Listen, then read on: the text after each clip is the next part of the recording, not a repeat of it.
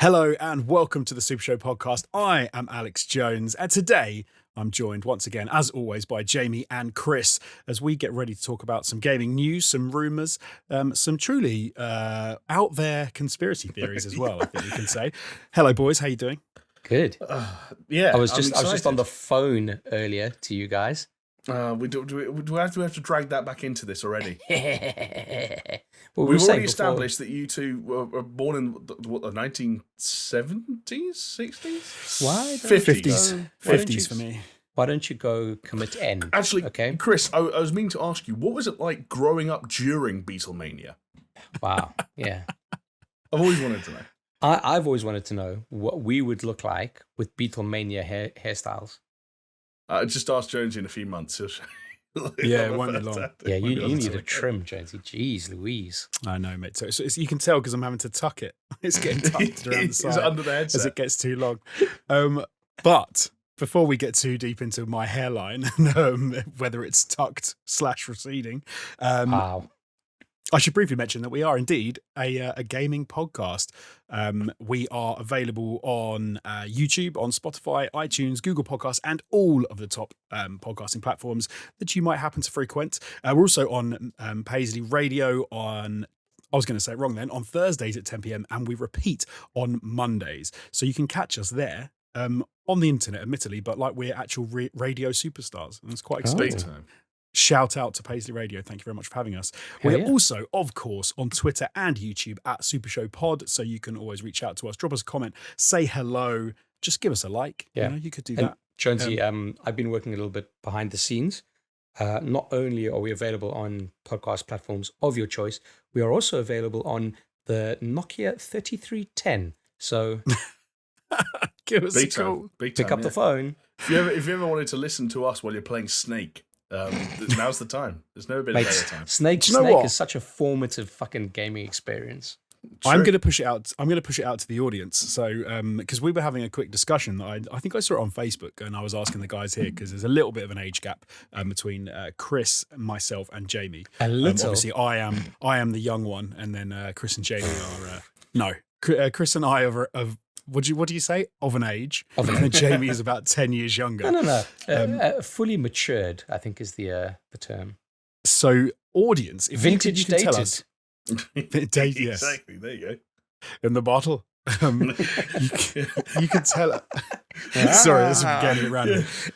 But look, if you can tell us in the comments below the YouTube video or anywhere you can comment, you can hit us up on Twitter, you can tell us, or you could go to our Patreon. We'll get to that very shortly. But if you were going to mime to somebody that you would give them a call later on, I'm going to have to describe this for the people just listening, but for the people watching, would you do this, where you hold your hand up to your head and you have your little finger extended and your thumb, so you're sort of imitating hang 10 style, right? Exactly, hang 10 style. Or apparently the new way of miming you're on the phone is to hold your hand flat and like have your palm of your hand against the side of your face, like you were holding a smartphone, like a child. Though, because I've never held a like smartphone you've got like toothache. It does, it's a bit like I think that's the universal I ate a popcorn thing, right? kernel. It's like thumb and little finger out, that's phone. Flat against your face, that's toothache. Two fingers against your ear means this is the part in the third-person shooter where we're going to walk for a minute and explain the story. It's Snake. the Gears walk and talk. Snake. Yeah. Exactly. Also, and then you've the one finger to the ear is the in the film to prove that you're a special agent and you've got an earpiece in and hello FBI Burt to give away. Totally. Two fingers on either temple means I'm having a cluster headache and I might die. No, wrong. Professor X. Oh yeah, it's Professor X. Shit. He has cluster headaches and nearly dies. Isn't that what happens to him? Big time. I'd pay money to watch that film.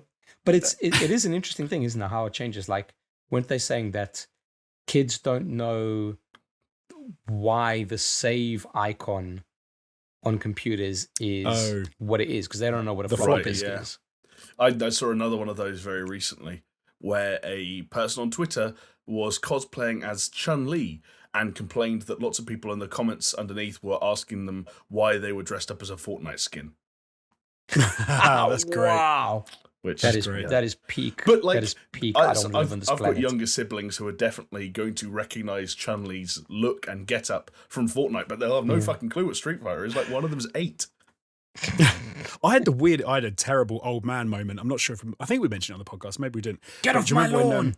they dropped the Mortal Kombat trailer, and then somebody came out and said Chun-Li is absent. Like, that's Oh, really yeah, bad. yeah. Why have they left out Chun-Li?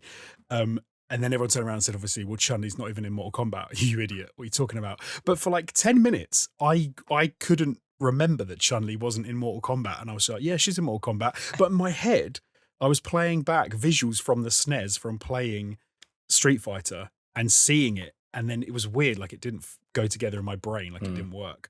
And I was just convinced that she was actually in Mortal Kombat, and was like, was she not in Mortal Kombat? It was a strange time and feeling old. So there we go. And I realized that my brain was not working. But let's move on anyway from addled brains and what do you call it? Getting senile.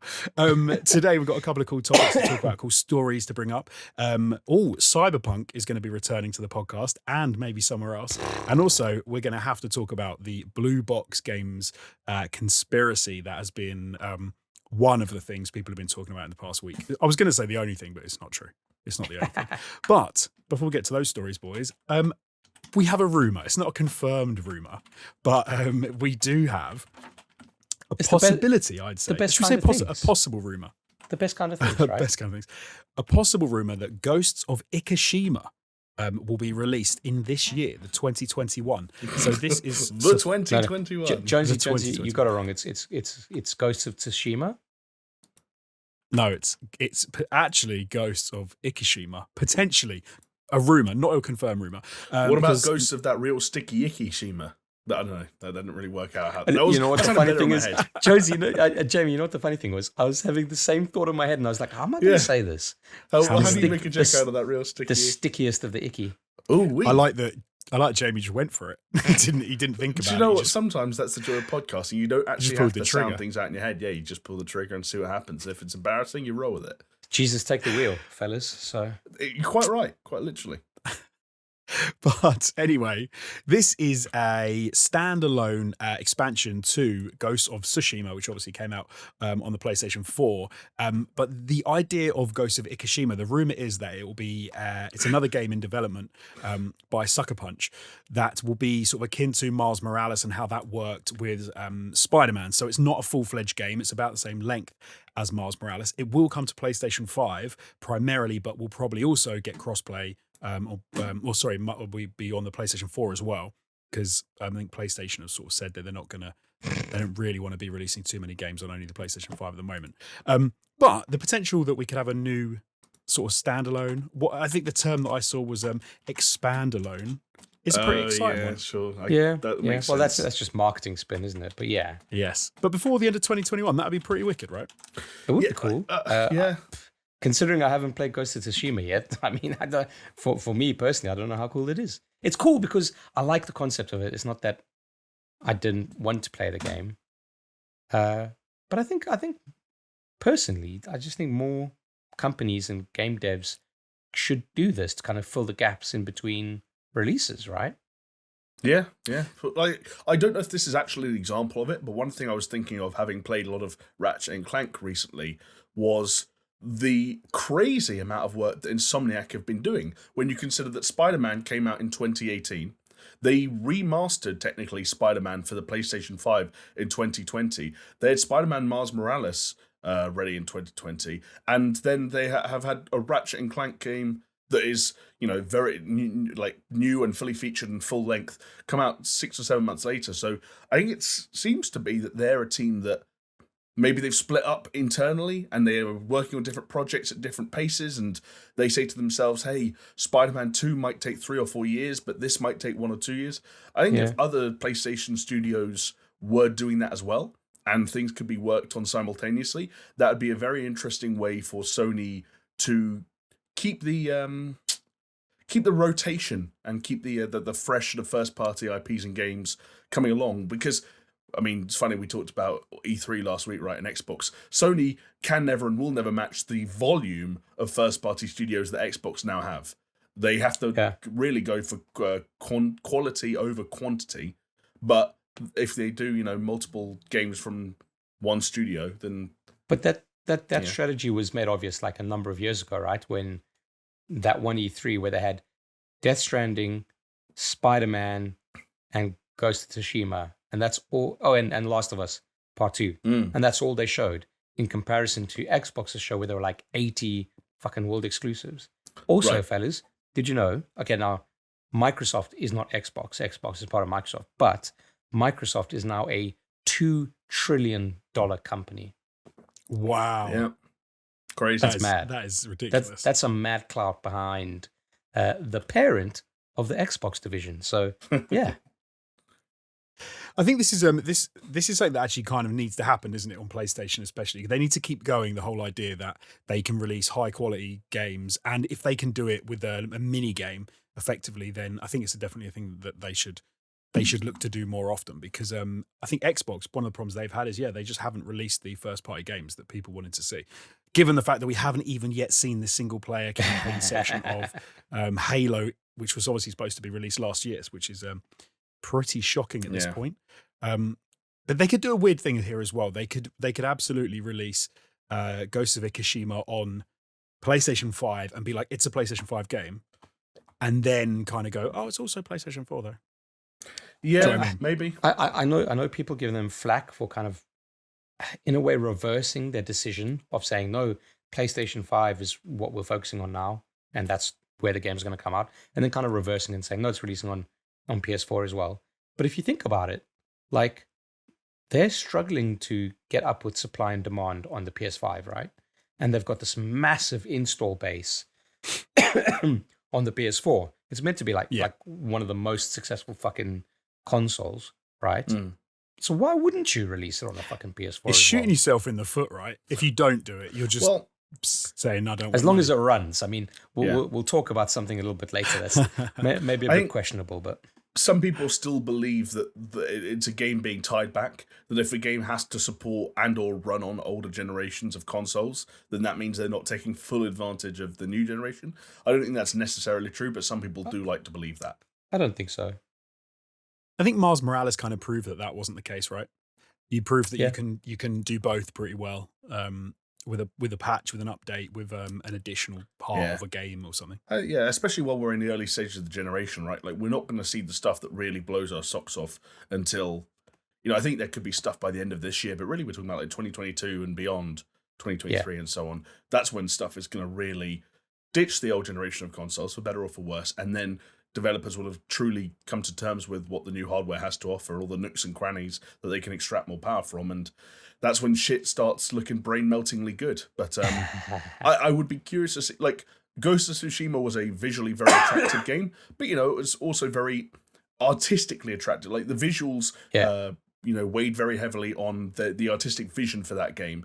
And technically, it was okay, but it wasn't, it didn't quite, perhaps if you were being super nitpicky, it didn't quite match up with where sort of maybe Naughty Dog or Guerrilla are at on a technical level. I'd be very curious to see if Sucker Punch could move more in that direction with the PS5 hardware at their fingertips. But we'll see. I think it sounds like a cool idea, and I'm down for it. So Jamie, you were reading a Wikipedia entry before about Ikishima. Do you want to kind of read that out? Basically, like, obviously, if this was complete bullshit, then the bullshitter could have done a bit of Wikipediaing themselves and come up with a very befitting name. But it does seem like the Iki Isle, or like the island of Iki, and Ikinoshima seems to be referenced, even though this leak says Ikishima. There's something called Ikinoshima. But it does seem to be like an archipelago in the Tsushima sort of strait, I think they call it. And it's some prefecture. Basically, it's a place that exists. It does appear to be like an island of sorts, which would make sense for a smaller, more streamlined, condensed open world experience. So you're saying it's Tasmania to Tsushima's Australia? Well, no, because Tsushima was an island as well, wasn't it? Like, yes. What's Australia, mate?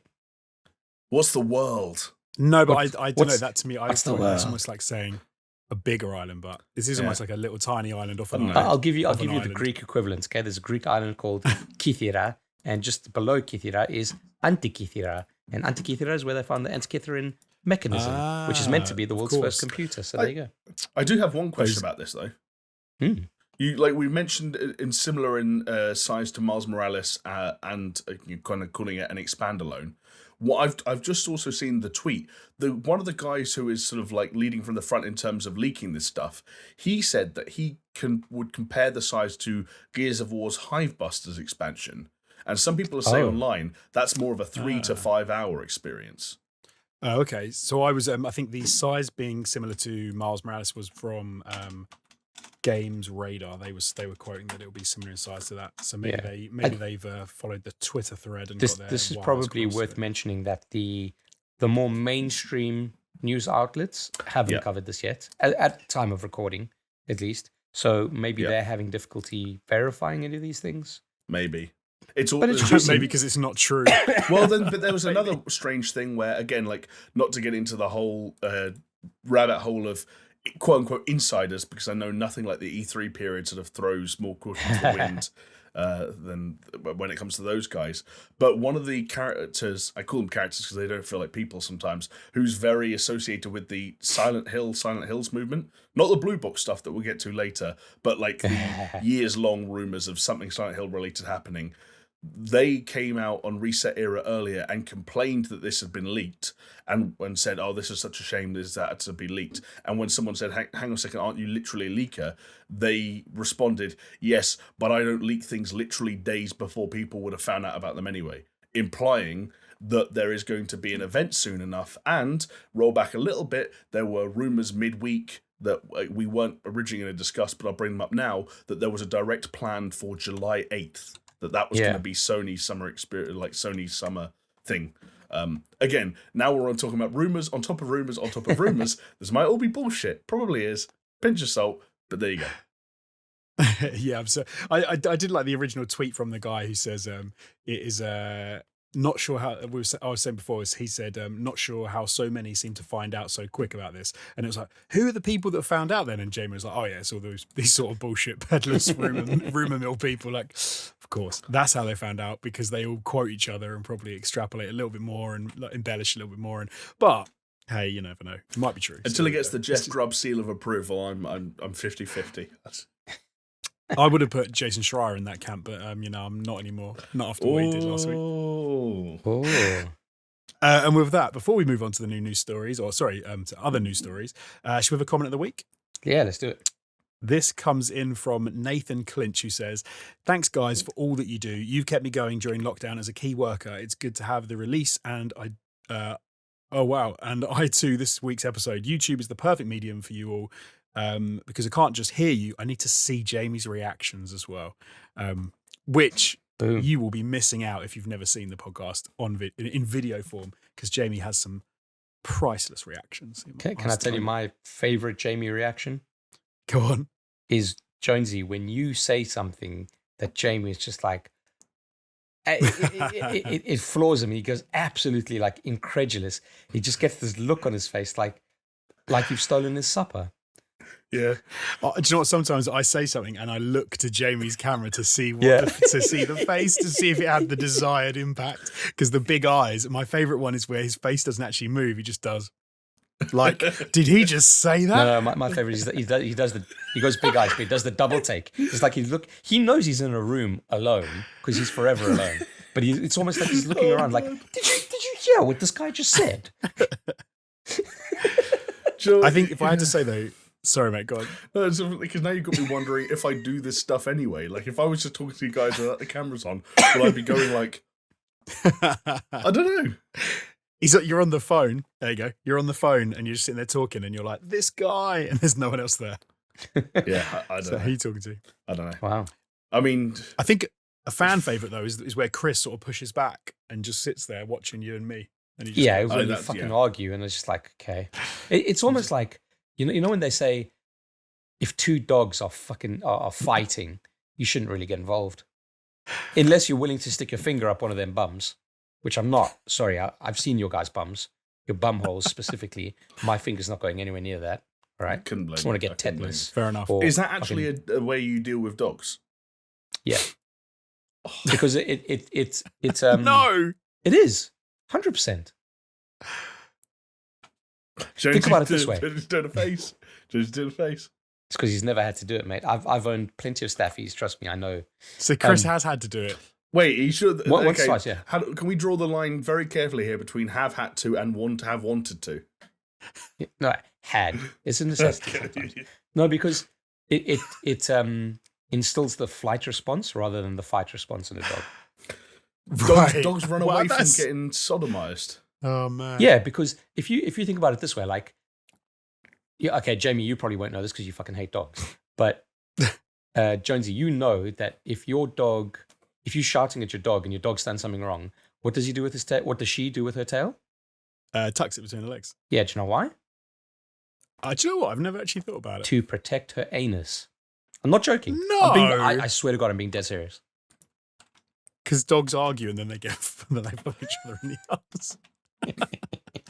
And you know you're going to be the bottom if you're the one getting shouted at. Oh, it's okay then. No, I didn't. There you go. You learn something every week, and that's all courtesy of Nathan Clinch. I love that name. I thought the tuck in the tail was because they scent with like their back end, like they piss and stuff, don't they? And I thought it was almost to protect their identity. Because, you know, they smell each other's butts when they're like, who are you? And they have a good old dig their nose in and get a good sniff. I thought it was almost being like, you're annoyed with me. You're shouting at me. I don't want you to remember who I am. So they tuck it to kind of hide who they are. That's when dogs just look away because they say, if I can't see you, you can't see me. It's the equivalent of like when someone's on camera and they work for like a gas company or whatever, and they're getting Karen's having a pop, and then they cover their badge up because they don't want it to be on camera. They're like, oh, I'm just here to do my job, love. Wow. And they're like, well, show me your badge then. And he's like, oh, leave me alone. Can we, dog anuses aside, can we go back to the comment of the week? Because dig up. I mean, Nathan's thanking us, and you know, what can I say except you're welcome, to quote Moana, or Maui from Moana. But we also have to offer thanks to people like him that take the time to bother to comment and even to just watch our content. Like that's what it's all about, right? It's a transaction. Yeah, it's 100%. Also, you give us something, we give you something. You know, that's how it goes. But also being a key worker, doing the good work. So thank you for that one. Legend, holding it down for all of us. Hell yeah. If we can sort of add to your something to help you de-stress after all what you've been through recently, then we're absolutely happy that we could even play a little part. Hell in yeah. But Jonesy, yeah. No, don't worry. I was going to mention now that there is a group of other people that I guess we help de-stress, or they must like us to some degree, because they have decided to go one step down the line and to become Patreons and to support us every week. Sorry, mate. I was going to say, I don't know if you read the Discord, Jonesy, but we definitely don't de-stress all of them, that's for sure. We stress most of them. But hey, they want to be part of the club. So they have joined our Patreon. As Jamie said, some of them are on the Discord, where you can join for as little as $2 every month. And these are the guys who on the Discord and the wider Patreon who really do keep the lights on, keep us coming back and keep us going, because they're the only people funding us. So what can I say? Jonesy, so we'd like can I, quick interruption.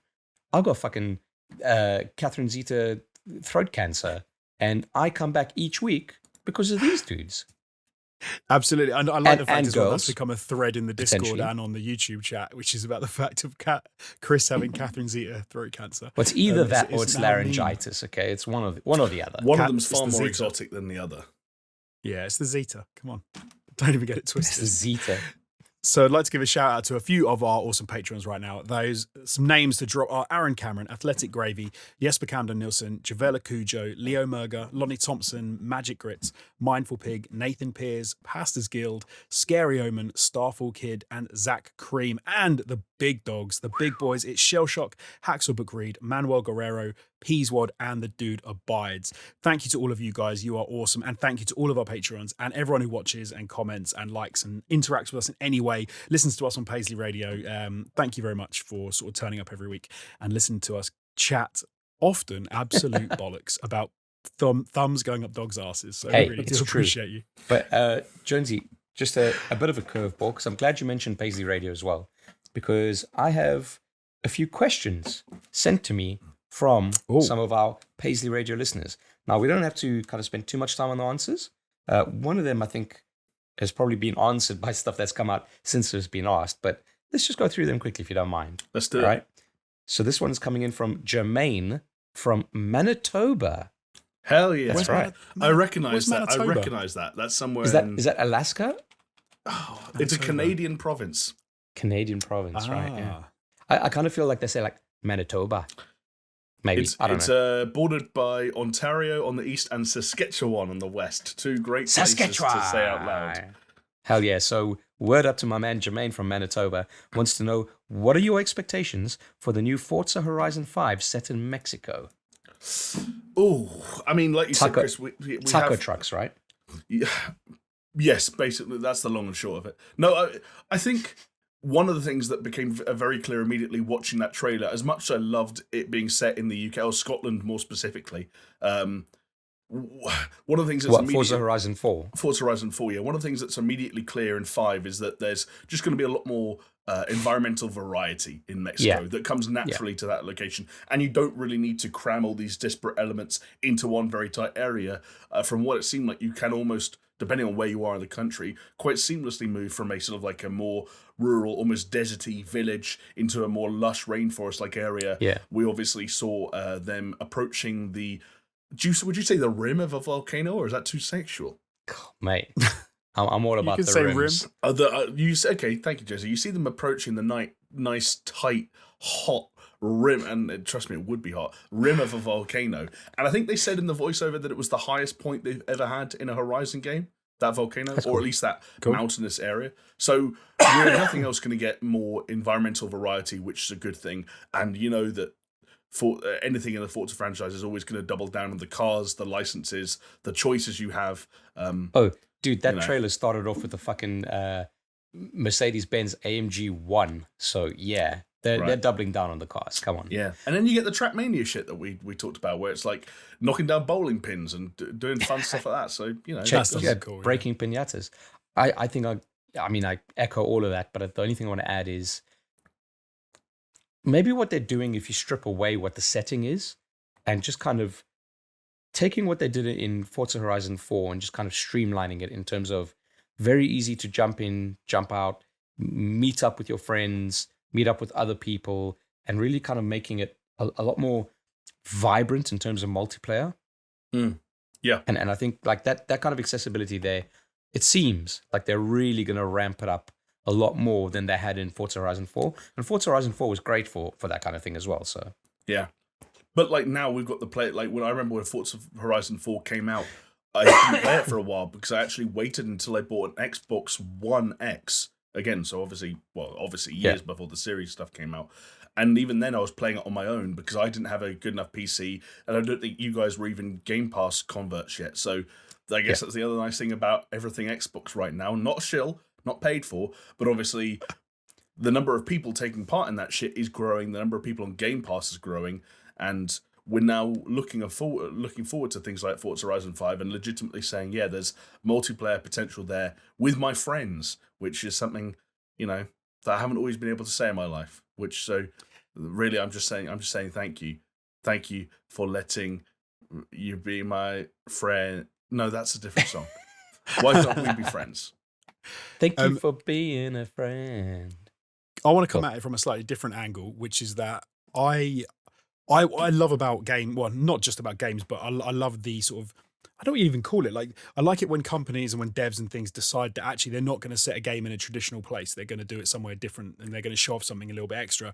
So, for example, if you look at games like Assassin's Creed, or if you look at games, even like the old, what was it, the one that was set in London? Was it Drive was set in London back in the day?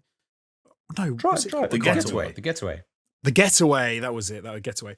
When you take a city or something that's not often portrayed in games or movies, and then you put it into that medium, it allows people to have get more of a feel for that environment. And I don't know anything about Mexico.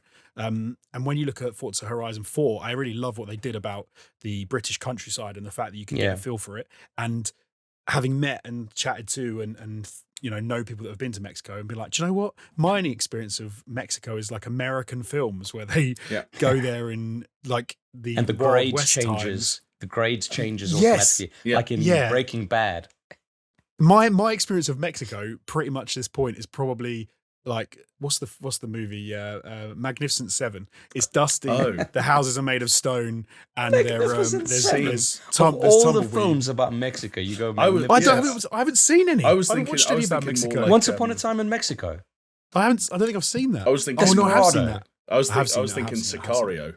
Which Sicario, the first film. Yeah, Sicario's taught me anything about Forza Horizon 5 is that A, if there is a traffic jam, don't get stuck in it for too long, and B, look forward to the Cartel Beheadings DLC. Whereas I think this will give us more of an idea of like a lot of Mexico is just like amazing, great to look at. Like you can drive around, have a look at some cool scenery without it all going sepia, which will be nice. Yeah. To be fair, Sicario did have some of that sepia to kind of turn each to. Yeah. It did. Was Sicario in Mexico? It's like Split, but like the famous scene where they get stuck in the traffic jam and they realize that there are cars around them in the traffic jam that are filled with bad guys. That's them, I think, crossing the border back into the US from Mexico. Right. Yes. Because they just like extradited that dude or whatever. Yeah, they've just done some stuff in Mexico. Right. So it's bad as well because my parents used to go to Mexico every year. Like they used to love it, so they used to go all the time. Weird, like, I've never been. And this is a different rabbit hole now, and I'm not saying this like just something that occurred to me. You know the song "Loco in Acapulco." Yeah. And I was like, okay, what's the deal with Acapulco? So I looked it up. So Acapulco is a place in Mexico, and it's used to be like a super fashionable, like high-end resort city, really popular holiday destination. And like famous people used to go there, celebrities, actors, singers, from the States in like the 50s and 60s. Turns out it went to shit. And now Acapulco in the modern day is one of the most violent places on the earth. And it's basically run by gangs. Oh, okay. It's kind of cool. Mental. It's not actually cool, but like it's cool. Here we go. It's the 7th deadliest city in the world, Acapulco. 7th deadliest. Wow. Yeah, and the US. Where's Johannesburg? The US warns people not to travel there. Johannesburg number 1 is. Nah. Wow. So, but if we're doing top this 10 at least. This is by murder rate, I should say. I don't know if that changes it. I will say, Chris, South Africa's represented in the top 10, but it's not Johannesburg. Oh, it'll be Western Cape. No, well, it's actually I think Cape Town, right? Cape Town is it? But the top 5 are all Mexican. That's wow. Okay. That is because homicides because of the drug cartels, right? Yeah, homicides per 100,000.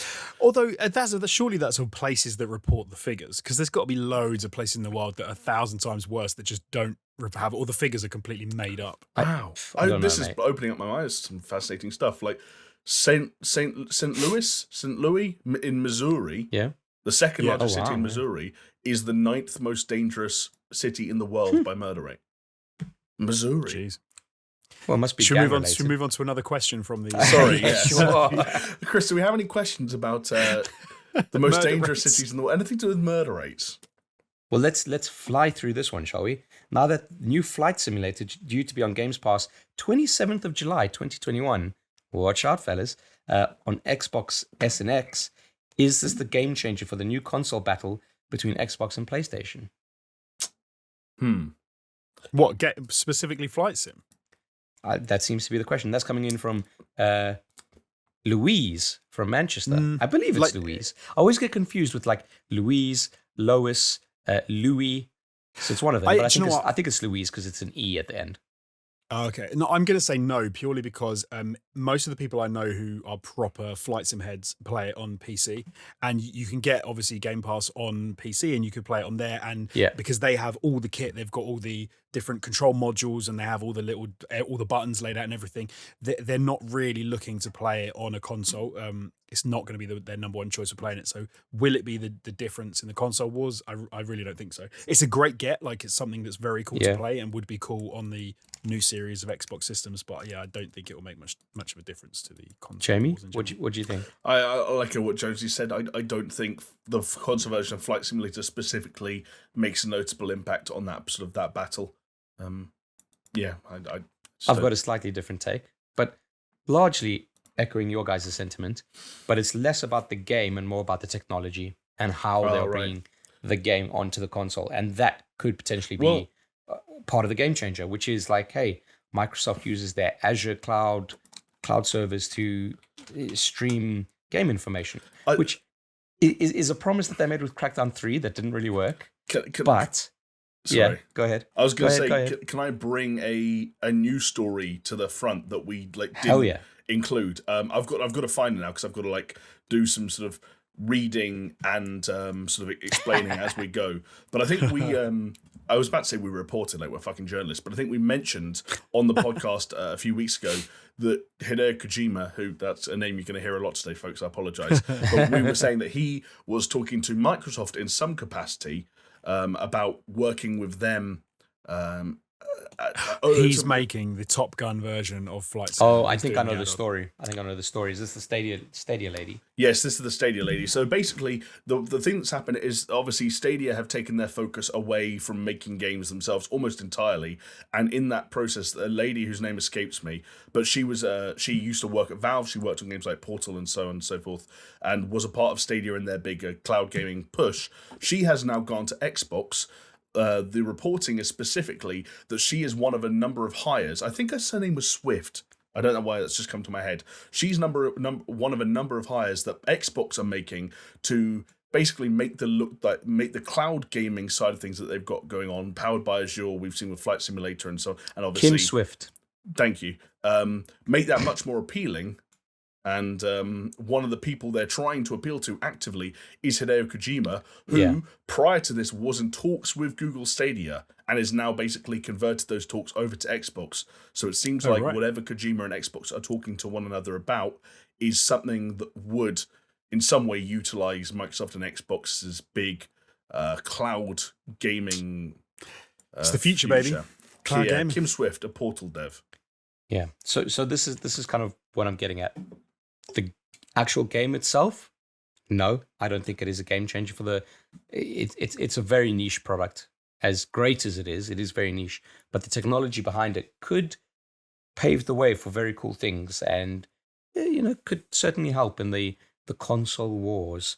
And that was from Louise from Manchester. We sort of transitioned a while ago to saying that Microsoft are sort of winning the war, if not. Even if they're losing the battles, right? Because of the way that they're moving, they seem to be moving much more looking to the future and moving in a smarter direction than maybe what PlayStation doing. I reckon they're all just trying to emulate Nintendo and just not fight. No, in terms of not fight on the same battlefield. Maybe they're not at war with each other. They're not at war with each other anymore. They're all going three different directions. We just have to accept it. I'm not going to outright say that Xbox aren't at war with PlayStation over some elements.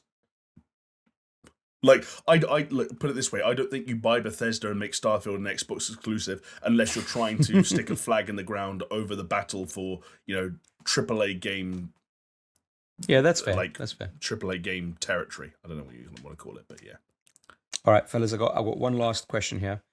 Hi, Alex, Jamie, Chris. Love your podcast on Paisley Radio. We look forward to it every week. Best drive time show ever. So that makes me happy. Drive time. So are you guys a bit drive time, baby? We're in the big time. We're in the drive time. Hell yeah. So are you guys a bit concerned about the lack of trailers for the new Far Cry? This is the one that I said might be a little bit redundant after E3. I know there is the main one released a few months ago, but that's it. There is no new gameplay ones. And that comes from Kelvin from New Brunswick. So shout out to Kelvin. Sorry that we got your question post E3, where there have been more trailers for Far Cry 6, including a gameplay trailer. But I guess what we could kind of maybe take from this is, what are we concerned about Far Cry 6? Let's not say the DLC, because we covered all the DLC stuff last week. Mm. I feel like Jonesy had a few mixed emotions on it. Mixed emotions. I'm a little bit concerned. I'm not going to lie. There's even the trailers we did have, I think, were. It's kind of a mixed bag because the pre-E3 trailers we had didn't fill me with confidence about what we were going to see. Down to visuals and things, gameplay. I don't know. It just seemed like there was maybe something missing. Then there was a couple more sections of gameplay, I suppose, shown during E3, but there was nothing. They didn't really go to town on a whole load of stuff, but I felt much more at ease with what they were doing, and it seemed to be more. I don't know. I got more of a feel for what I thought they were trying to go for. Yeah. Some of it did kind of make me feel a little bit like, are they just trying to rehash old ground, or are they trying to become Just Cause? Is it going to work? And I don't know. It's a bit of a mixed bag for me. Like, I feel much happier about about Far Cry 6 after E3, but I would still say that I'm in a bit of an odd place with it. I think it'll be one of those where I wait for the reviews, and I really look forward to the reviews and sort of see what people are actually saying about it. Because I don't know if you guys feel the same. I'm sort of in a position where I think it could either be, wow, this is a fantastic Far Cry game and I was not expecting it, or it's going to be pretty lackluster. I don't think it's going to be like a 7 out of 10 game. I think it's either going to be high 8s or it's going to be like 6s and 5s. I don't know why I just get that feeling. Ooh, spicy. I completely disagree. Yeah. We've disagreed all along about Far Cry 6. Yeah, I think the state of Far Cry prior to everything we've seen in the last month or two, I think was more confusing than concerning. Just because, it had that original release date of February, and you were a little bit like, okay, shit's clearly going on at Ubisoft. They have all these games that they're just juggling around behind the scenes. Is Far Cry going to get caught up in the Rainbow Six Extraction, Riders Republic sort of realm of seeming to never actually get a release date? We're through the other side of that now. I think what we've seen in terms of, that initial trailer looking good sometimes, ropey at others, the ones that the trailer that they showed first, that gameplay, I think, reveal they call it. And I think the fact that the two trailers they showed over the E3 period, one that focused on the story being very sort of heavy and serious, the other focused on the gameplay being, like Jonesy said, very Just Cause inspired, outlandish action.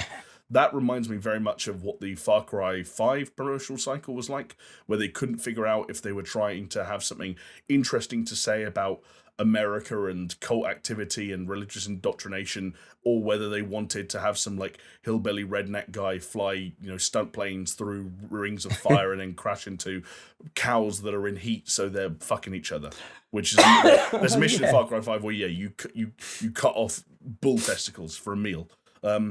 I think Far Cry 6 is going to be the exact same. I think it's going to walk that tightrope very poorly in a way that won't matter that much. It will just be deadly serious sometimes and deadly stupid at others, and that's fine.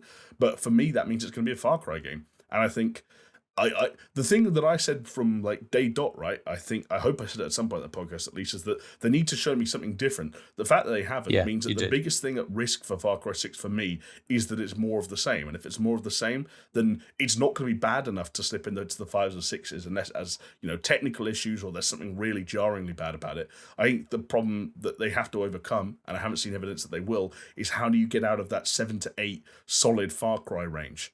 And I don't know yet. I hope they have an answer, but they haven't shown us it. Yeah. I think I'm with Jamie on this one. I don't want to labor the point, but I think this is going to release, and I think it's going to be a 7 out of 10. And I think they're going to stay 7 out of 10. I think Ubisoft are perfectly okay with a Far Cry as a series being 7 out of 10 as long as it sells. I mean, I don't disagree. They do seem to be quite happy with mediocre these days, don't they? Yeah, but Jonesy, big time. As long as it sells. Jonesy, so do you. So, wow. Happy with mediocre? I'm not. Can I, 2 words or a word and a number? Rage 2. Rage 2 was a damn good game, man. There we go. It wasn't a good game. It was a damn good experience that you could enjoy. Once if again, you could get over Jonesy some of it is crap. Perfectly satisfied by a 7 out of 10 mediocre open world game, and it set his world on fire. Yeah, I think sometimes you need those things. There you go. I think you do. Well, guys, sometimes you need ugly girls by the way. Go. Wow. New Brunswick, by the way, also in Canada. So we've got two from Canada, one from Manchester for a Scottish radio station that you are listening from. London podcasters. It's the internet. It's the internet. It's global. It's fucking everywhere. Amazing, fellas. I love it. So thank you to all the Paisley Radio kind of people. Back to our regular programming, Jones. I think we should say if anyone else who listens to us on Paisley Radio has any questions, send them in. Those people got in contact, send them in. I don't know how they. Mate, send them to the station, I guess, to Paisley Radio. That's what they did, yeah. And the station sends it on to me. We can make it a little weekly thing. There you go. Might be fun. Yeah. Also, shout out to Big Paul Witchley. Lovely Shout out dude. to the Big Witch. There you go. Indeed. Right now, though, I'd like to hear what you guys have been playing for the last week and what you've been up to. Shall we start with Jamie? You can start with me because I don't have much to say, so I'll get it over and done with quickly. I will say that I am back on my Mass Effect bullshit, but I've decided I'm not really going to say anything significant about that until I'm completely on the other side of that journey and the story of the Shepherd has been told. How far are you, though? I am about halfway through Mass Effect 3. Okay, so you've been putting in some... Oh, yeah, that is work. Yeah, and I platinum Mass Effect 2, so I've been hustling. I was playing it about an hour ago, and I experienced what for me has remained one of the most emotional scenes in the entire trilogy, and so I had to recover and recuperate a little bit before I came to recording. Very sad stuff. I won't say what it is, but yeah, very sad stuff. Elsewhere, I also got the platinum on Ratchet and Clank Rift Apart, which obviously means finish that game.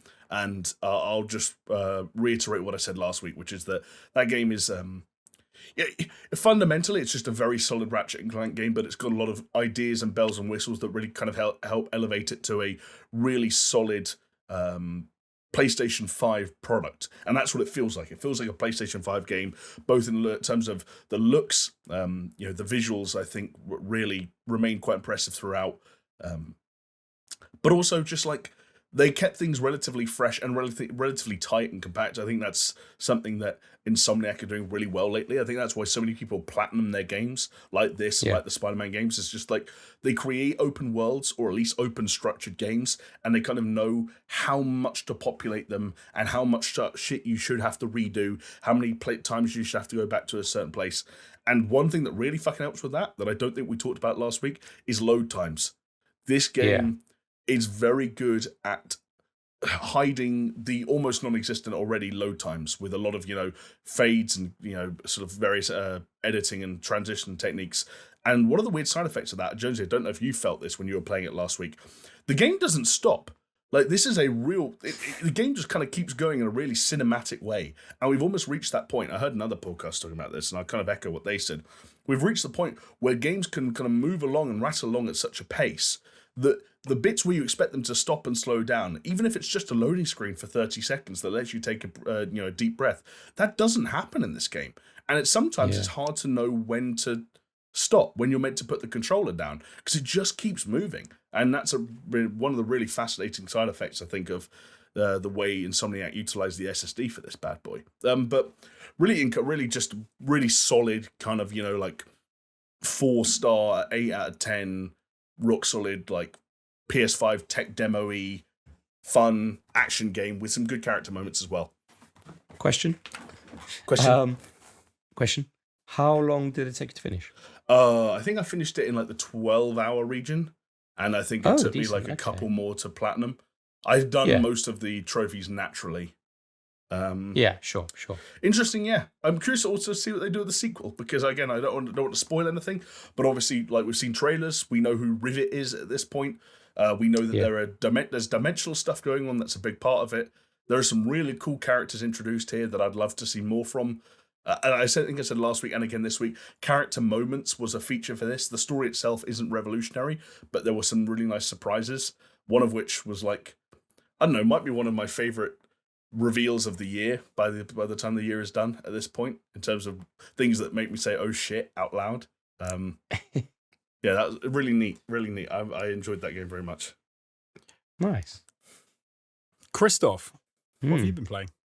Fellas, I haven't really been playing much, unfortunately, as the kind of pattern emerges.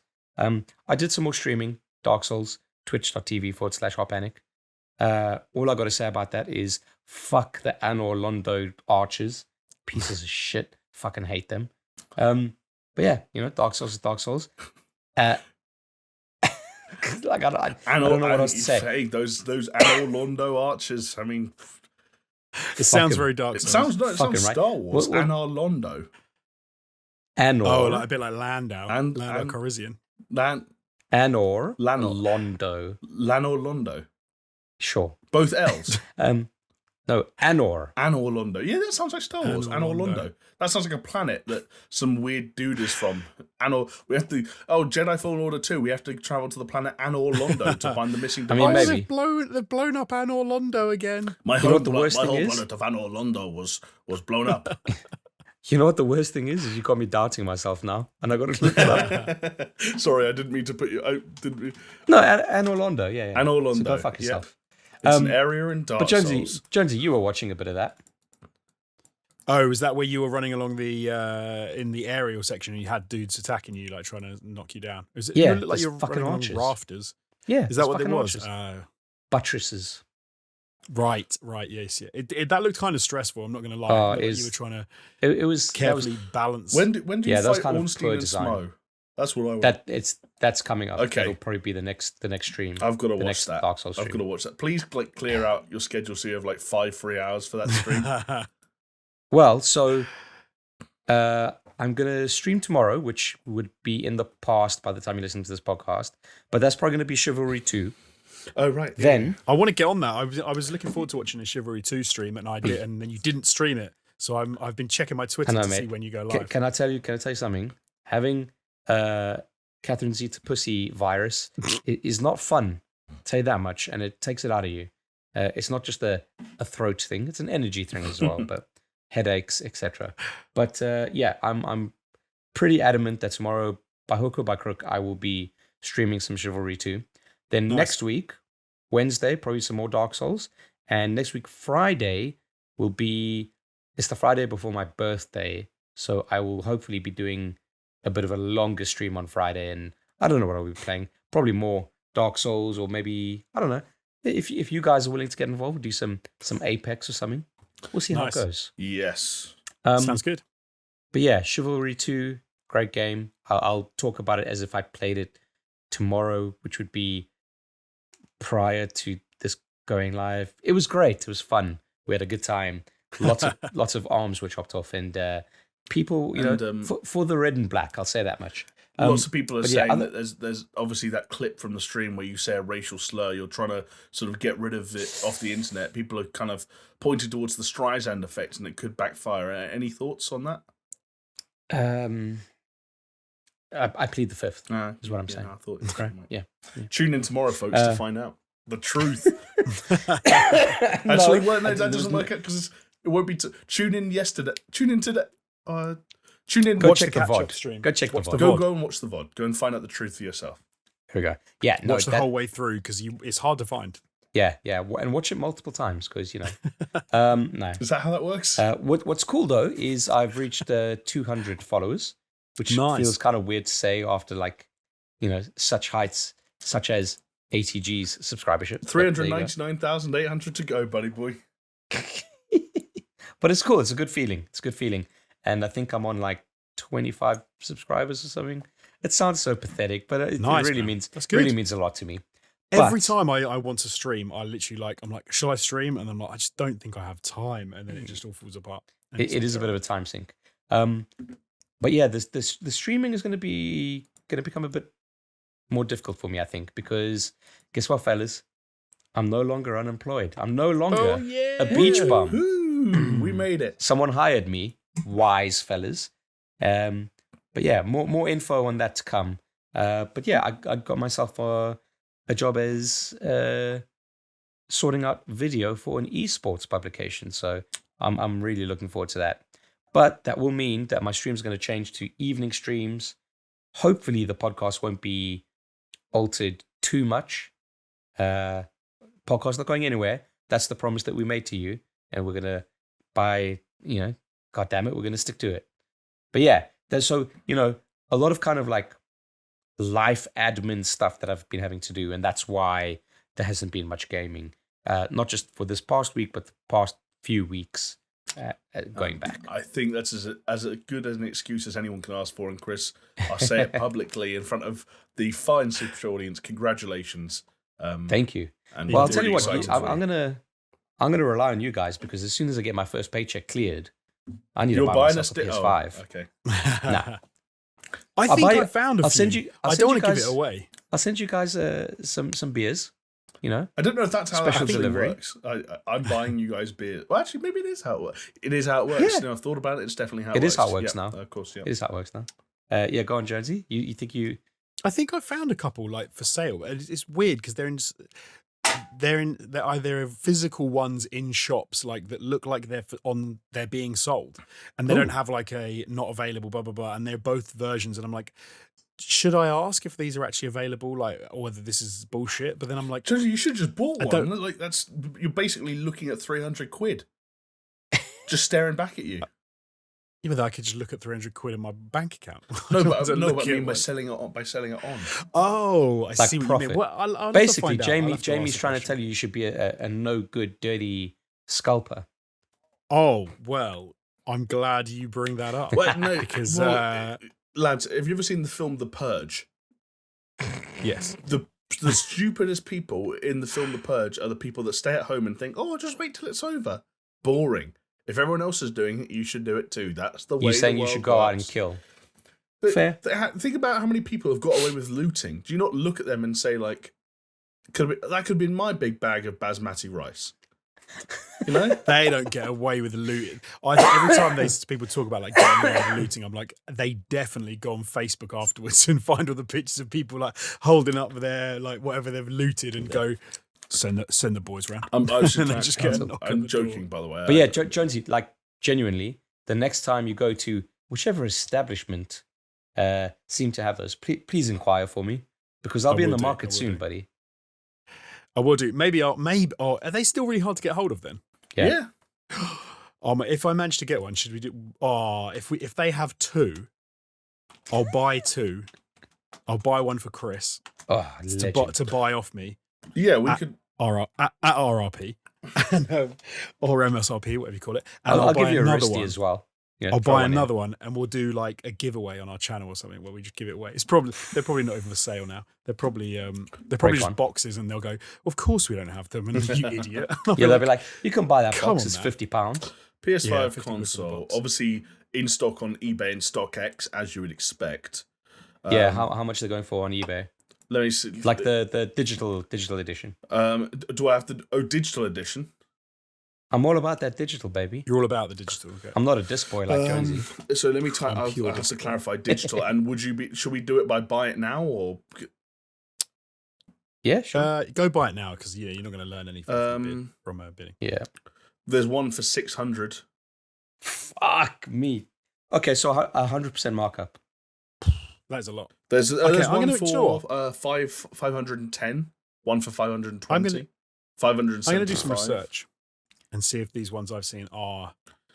And if you want to available, look whether at it's just actual tricksy. retailers that some of us here have in the UK, Asda last had stock 2 days ago.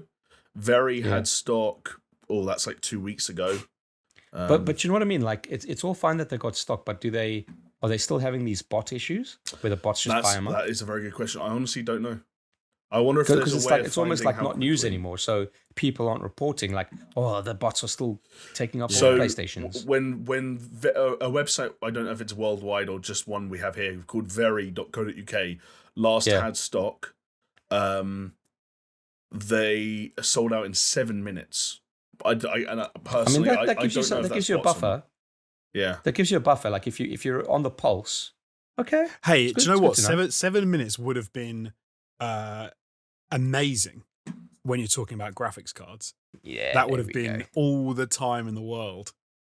Yeah, Sure, but there was you've one, been looking for graphics cards, haven't you, Jonesy? I have. Asda was similar. Asda was 6 minutes. That was 2 days ago. So not terrible. Not terrible. That is still quick. It's not terrible. It's still quick though. That is because if you're not, I wonder if those reported numbers are real as well. Whether that's what they graded it as, where in reality they were snapped up in like 10 seconds. And it was, well, I mean, I just realised that was a disc edition. Digital edition on very.co.uk was like over half an hour.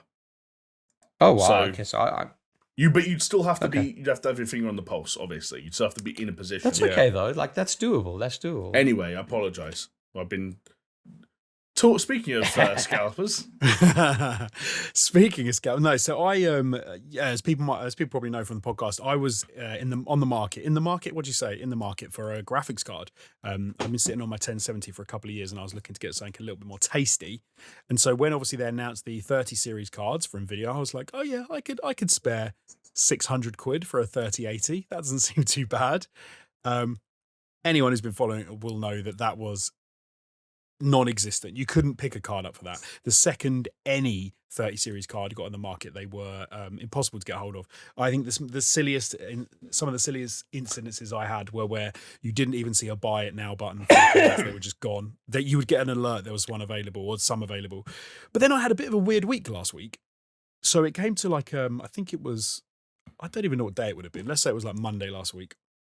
I was checking out Overclockers, because I had an alert that said Overclockers had some cards available, and they did. They had like 50 or so 3070s available, which I was surprised at because I thought, I was like, that's a lot of cards, but the markup was so they were about 950 to 900 to like £1,000 for a 3070, which seemed pricey to me. It was not something that I really wanted to do. I wanted to get a 3080 really.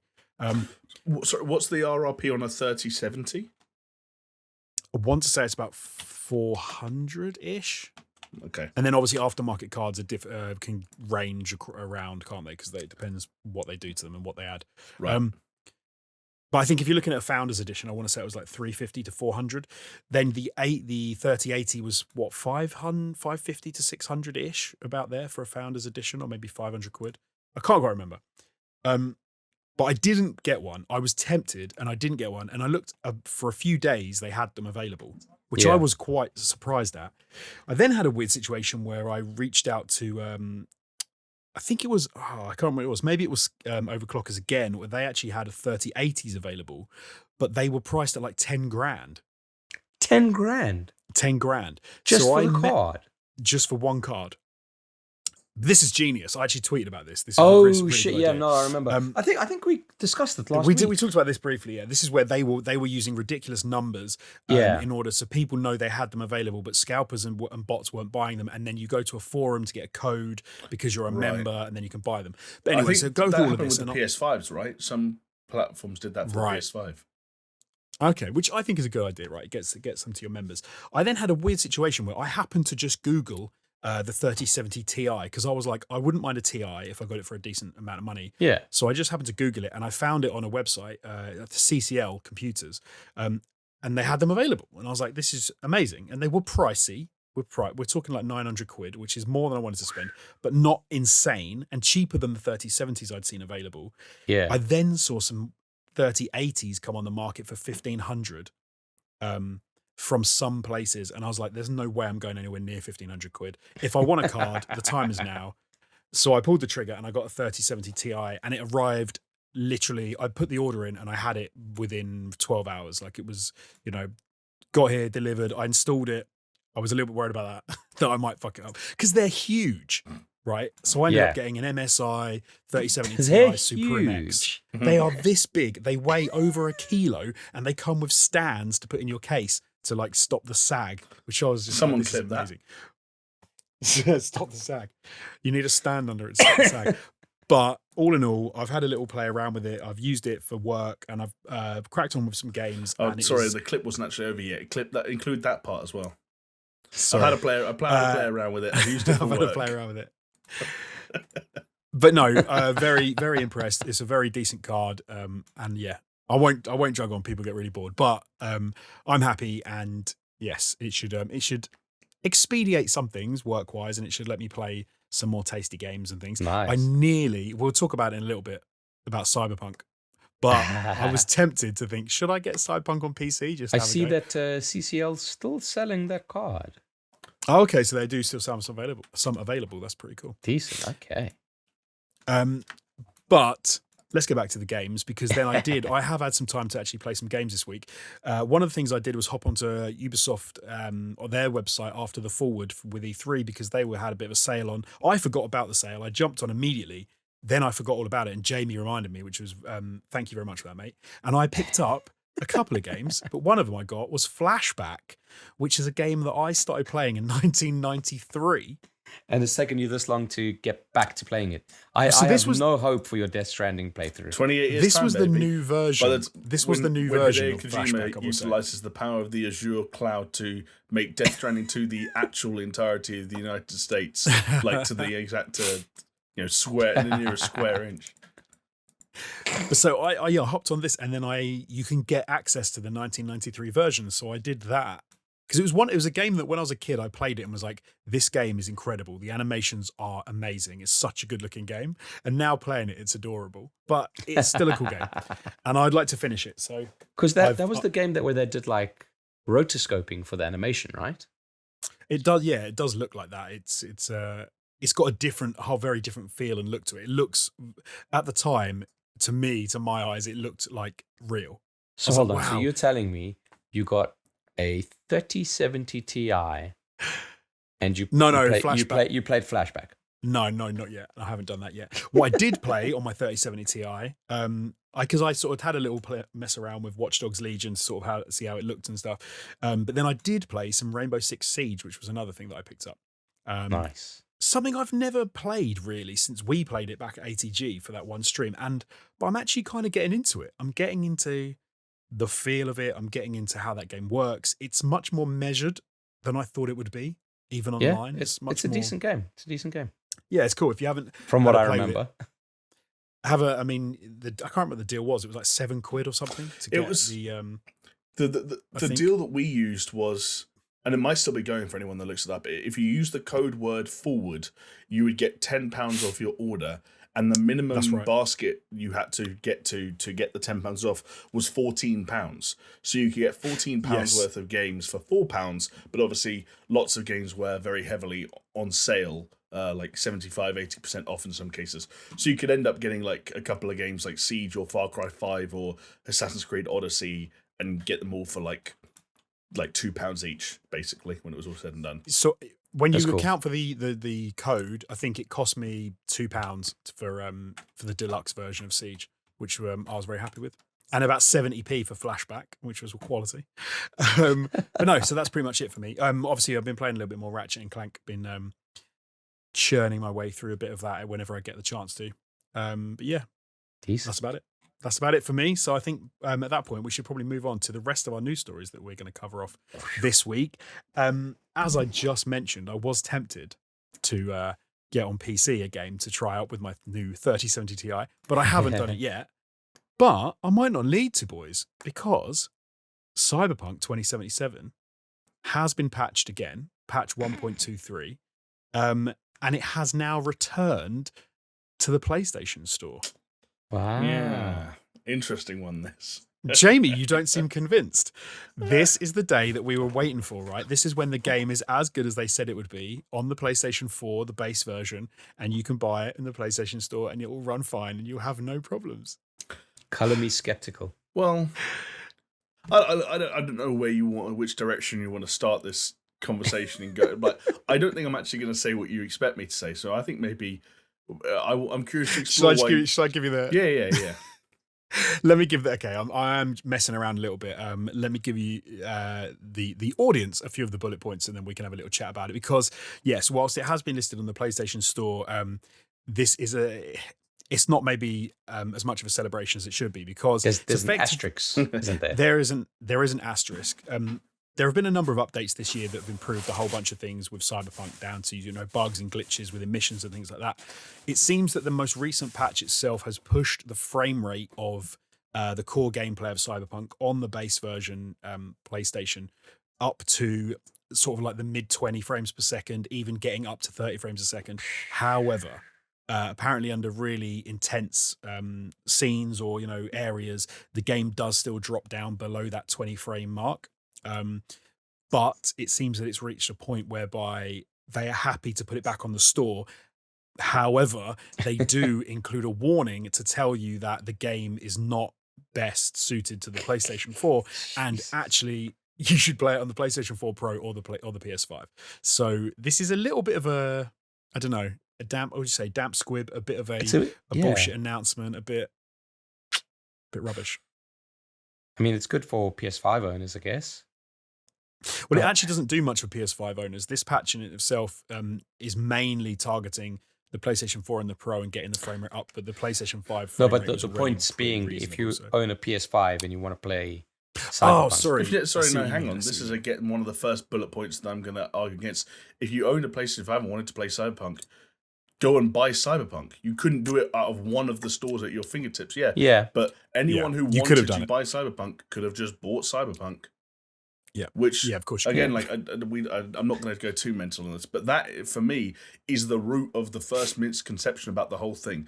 Sony didn't take Cyberpunk 2077 off the PlayStation Store to protect consumers from Cyberpunk.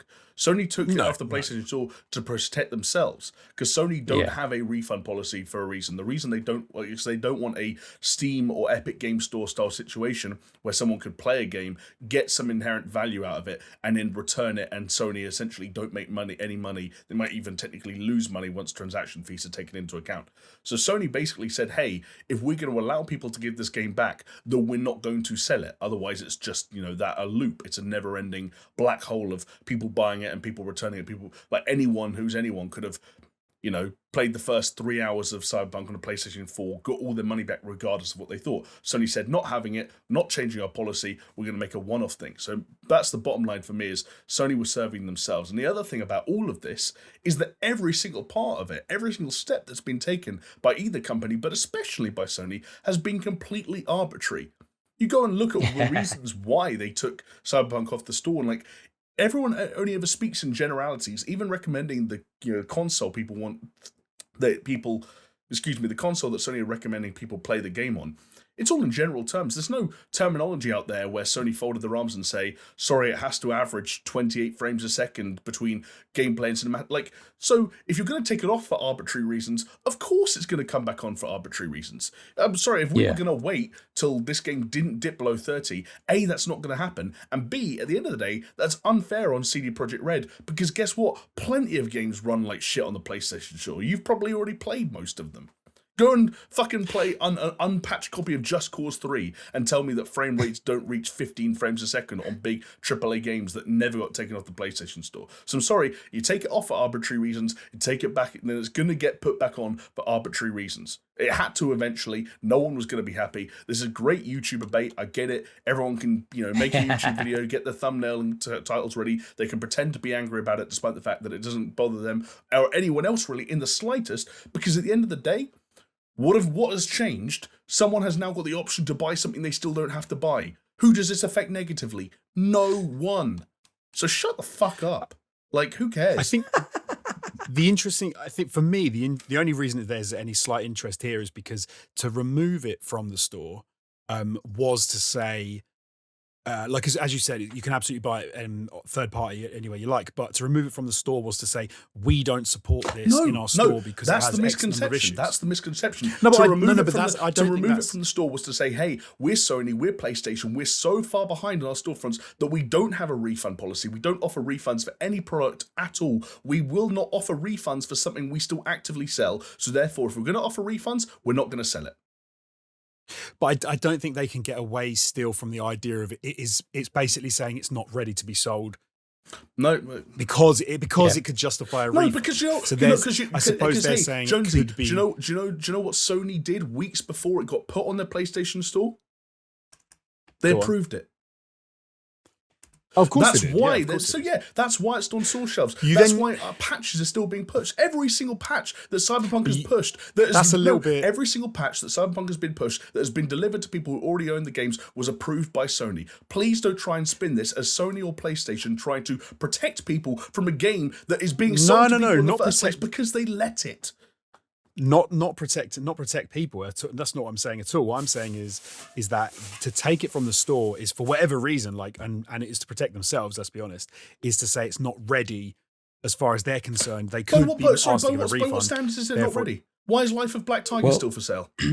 Like, by Well, what, for by, whatever no, reason. it's arbitrary. It's For arbitrary. whatever reason. The only reason it is not. Of course, it's arbitrary. The only reason they've held it. Of course, it's the arbitrary. only reason they held it to different standards to any other broken piece of shit game that's ever been put on the PlayStation Store was because CD Projekt Red themselves opened the floodgates by putting out messaging that suggested that people would be able to get refunds when they bought it on the PlayStation Store. When Sony themselves did not have a refund policy, Sony were on the back foot, had to create a temporary refund policy applied to one game only, and they refused to sell that game while that refund policy was in place. That's why, surprise, surprise, the games are coming back onto storefronts, and it's the same thing with Microsoft. The temporary refund policies are also going away at the same time because they wouldn't do the so at the same. This is not for the sake of the consumers. This was them protecting themselves. If it was done for the sake of I agree. I agree. It's not for the sake of consumers. Fellas. There is a lot of hypocrisy when it comes to PlayStation and their store decisions. Just a quick thing that unofficially, I'd assume Jamie's completely correct in this, but officially, PlayStation has not said anything to that effect. Recently, Jim Ryan, who's the CEO of PlayStation, did come out with a quote saying that for them to remove Cyberpunk from their storefront was a tough decision for them to make, but ultimately, so this is the quote now, ultimately we had to act in the interests of the PlayStation community and not knowingly sell a game that might result in a bad experience for them. So that's their official line.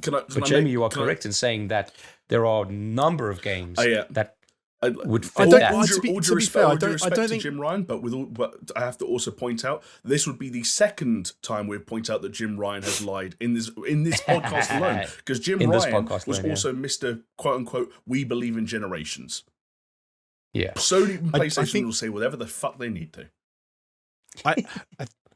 I'm not saying that Jamie, you're not right in some aspects of what you're saying, but I do think two things can kind of be true at the same time. Like, so for example, you can have it that Sony weren't just looking out for their consumers by removing it from the store, but it can also be true that the bad publicity around Cyberpunk and the removal of it from their store was them effectively saying, because of what's gone on, because of the marketing, because of the fact that this game is not what it said it was going to be, by removing it from the store, we're acknowledging the fact that we don't think it's ready for PlayStation, the PlayStation 4 base model. The fact that isn't the reason that they removed it, let's be serious, if there was no backlash, if there was no refunds, I think it would have been a different situation. Then you have the contradictory problem that the reason it got removed on the store to begin with was because it was approved from the store to begin with. Yeah. You do, but then you've got to tie in the fact that when Cyberpunk released, I can't remember if it was them specifically who said it, but there was the it wasn't leaked, it was actually out released by CD Projekt Red, where they had that meeting and they said that they told Sony that the version they saw wasn't the finished version and that the patches would make it.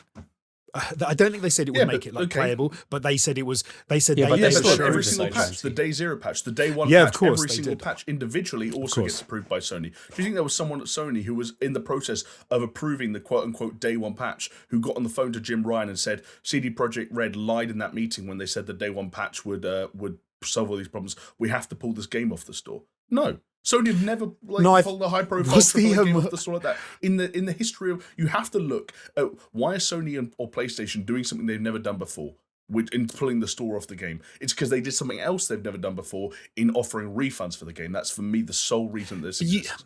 I don't know. I find it weird that you think there has to be there's only one reason to do something. I think because I think Sony have set a 20+ year precedent of not pulling games off their storefront for either A, poor marketing or incorrect marketing messaging, or B, poor performance. They've never done that. Tell me one. I don't think this has ever happened. But I mean, this has never happened before. You've never had a game which did 8 million pounds or dollars worth of sales before it even released, got released to worldwide acclaim, was given almost 100 out of 100 by some of the biggest reviewers out there, and then came out and was broken and didn't work. You're talking about things that are unprecedented, and by saying, well, they've never done it before. This has never happened before. You're talking about things that aren't connected. How could they possibly be connected? It's completely connected. What you think critical reviews of the PC version of the game that were positive influenced Sony's decision to allow the PlayStation version of the game to be sold to consumers? I think it all had a massive impact on what happened with Cyberpunk. I don't think you can take away one thing and say, because for example, let's say that the reviews came out and it was like 50s across the board. This game is broken. We couldn't even play the console version. There's loads of problems because the PC version had loads of problems. It wasn't a fine game.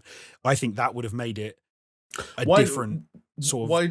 I think it would have made it different. Why did Sony. Xbox pull the game from sale? No, but wasn't that because they had like a I don't think the situation was quite the same as them, right? They're not as bad. They stuck with the refund policy, which I think is coming up to end now. Like recently. But this is what I was saying. I don't think it's one thing. I don't think it's refunds, consumers. I think it's a mixture of things, and two things can help each other as well. Did you think? Why do you think Xbox didn't pull it from sale? Because I thought the refund policy that they had was better than the one that the fact that Sony. So then, if I went and suggested that if Sony had never allowed refunds on CD Projekt Red, that they would never have taken it off sale, do you agree with that hypothesis? Sorry, so if Sony did not fold and allow refunds to be like people to refund their copy of Cyberpunk 2077 that was bought from the PlayStation Store, they would never have taken it off the PlayStation Store. That's my hypothesis. Yeah, no, you're probably right. You're probably right. Okay. If in that situation, I think if you agree with that, and fundamentally you agree with me, I think we're just there's a few other nuances. No, because you could turn around and say the usual Jamie and Jonesy thing of just continuing to argue when you don't need to carry on the arguments. The crux of my point. The crux of my point is the single most important variable that influenced Sony's decision to remove Cyberpunk 2077 from the PlayStation Store was their decision to allow refunds for copies of Cyberpunk 2077. I think you're right. I think that was the biggest variable for sure. I agree with you there. But no, like I'm saying, I think one has to be. I don't think one has to stop the other. Like you can absolutely have a situation where you get the refund policy thing, and then you say, PlayStation fans are really not happy. But I think they've got themselves, and this I think informs what's happened now. Right, is that even though you're right, I think the main variable is the refunds. They've now reached a point where putting it back on the store. Kind of does away with the refund thing. It kind of tacitly implies that it is ready for the PlayStation 4. Well, that's where I go back to my personal belief that the decision to take it off was arbitrary and was never to benefit the consumer at the end of the day, and the decision to put it back on is all as a result had to be arbitrary and wouldn't benefit the consumer either. Because again, when it's also vague and generic, there isn't you cannot physically hold Cyberpunk 2077 to any standard. You can't say it has to hit a certain frame rate because other games don't. You can't say it has to not crash a certain amount of times because, again, other games might crash more. You can't say it has to live up to the way certain marketing material. Those are just those are things you can't hold CD Projekt Red accountable to at this point because we can. This isn't. You can just point to another company and go, "Well, they've done it," and no one complains. And that's why it's so difficult, and that's I will say the one thing for me that jumped out with the store, and why I think the store thing is a little bit different, and why they can say don't buy it, because they are saying don't buy it on the PlayStation 4. They're still saying don't buy it on the PlayStation 4. Probably right based on what we've seen. That's absolutely, yeah. I mean, because you haven't even just because the frame rates have been notched up a bit, you've still got all the other issues that you still got with the game, Jesus. like the textures and so I will mention one thing that we didn't talk about, and that is a big deal I think for Sony, is because you said if you want to play Cyberpunk, go buy Cyberpunk. But of course, they launched a digital-only version of the PlayStation 5, in which case you can't go and buy Cyberpunk. You cannot play that game unless you get it through the PlayStation Store. So you've got millions of people that bought PlayStation 5's digital-only versions who have never played Cyberpunk, cannot play it, and arguably they could play the best version of the console releases of Cyberpunk, but they can't play it. So Sony have got a position now whereby they don't probably want to put it back for sale on the store. You could let other people buy it from third parties and not have to deal with the refund issue, but you've just cut off millions of your PlayStation 5 digital owners who now can't buy a game, but it's still a 60 frame per second. I think you guys are missing the main point here. But besides just arguing for 20 minutes like you do. I don't even think we're really arguing. I think we're just talking about it. That makes it even worse. But we weren't arguing. Because where's the value in spending 20 minutes on it if you actually have the same opinion? Oh my God. Anyway, the thing that you are missing out on is who is still buying Cyberpunk? Who's still buying Cyberpunk after all of this? I'll tell you, millions of people that own the PlayStation 5 digital version. Hold on, Millions. First of all, I don't know if there's a million. Every single million PlayStation people. 5. Yeah, but even a million would be like 1 in every 7 or 8 PlayStation 5 owners. That's a crazy number. No, I was looking for the figures, but I don't know how many people bought the digital version. So is the way there'll be some. because there is no PlayStation 5 version of the game though. So any person who owns a PlayStation 5 could go and buy a physical PlayStation 4 game, and they're still playing it. So how are there people waiting to play it? No, because what Jones is saying saying is the digital PlayStation 5. People who own it, so people who own a digital only PlayStation 5. Yeah. And would only buy it through the PlayStation Store. Want to play Cyberpunk 2077. They really want it. But this is what I'm saying. 8 million people bought it before release, and the vast majority of people did not refund that game. So you can, but also that 8 million number was like 70% PC, 70% PC. Yeah. Then we're talking about also, a next gen platform that itself has only been sold effect. millions of times, and you talk about the percentage of those sales which were for the digital version of the PlayStation 5, which is again much smaller. I couldn't, like I said, I couldn't find the actual stats for how many. I think it was Jonesy. Don't ever dismiss the power, the strength of apathy, my friend. Yeah. Also, we are also talking about exclusively about people whose interest in buying Cyberpunk 2077 only arose after the game got taken off stores. Oh, here you go. I.e., idiots. Sorry, so there were 9 million or so PlayStation 5 sold to date, just below 9 million. So I have no idea how many. Yeah, I don't know. I think it's probably like 25% or something like that. Okay, so make it easy. So you probably saying that there's about 2 million digital versions knocking about. In which case, if half the people who own them said, "Do you know what, I actually would like to play Technica Cyberpunk," reported they could do anywhere from 13 to 33% for based on different GameStop pre-orders. You could be talking. You could be talking 2 million people that haven't ever had the chance to play it. Who would 20% the most common ratio. Yeah.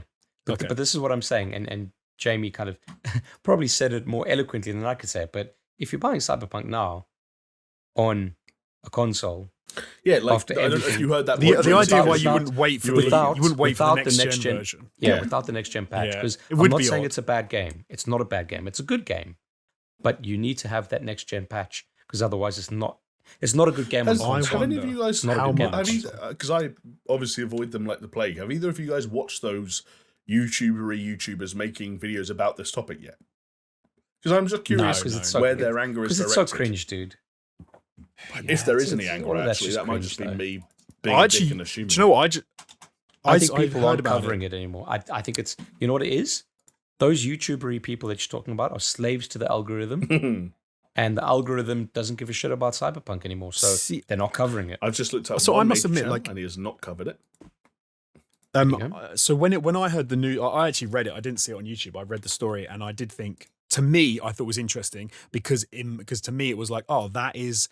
I'm not saying it's the only reason, not saying it's the main reason, but to me that is Sony saying, oh, Cyberpunk has reached a point whereby we feel happy selling it on the store, and that's the only reason I wanted to talk about it, because I thought that was interesting. It is 40 quid right now on the store. It's not a bad price for a good game. You can buy it for £40 on the PlayStation Store right now. If you own a PlayStation 5 and you want to play a good action RPG, that's a good price, I'd say.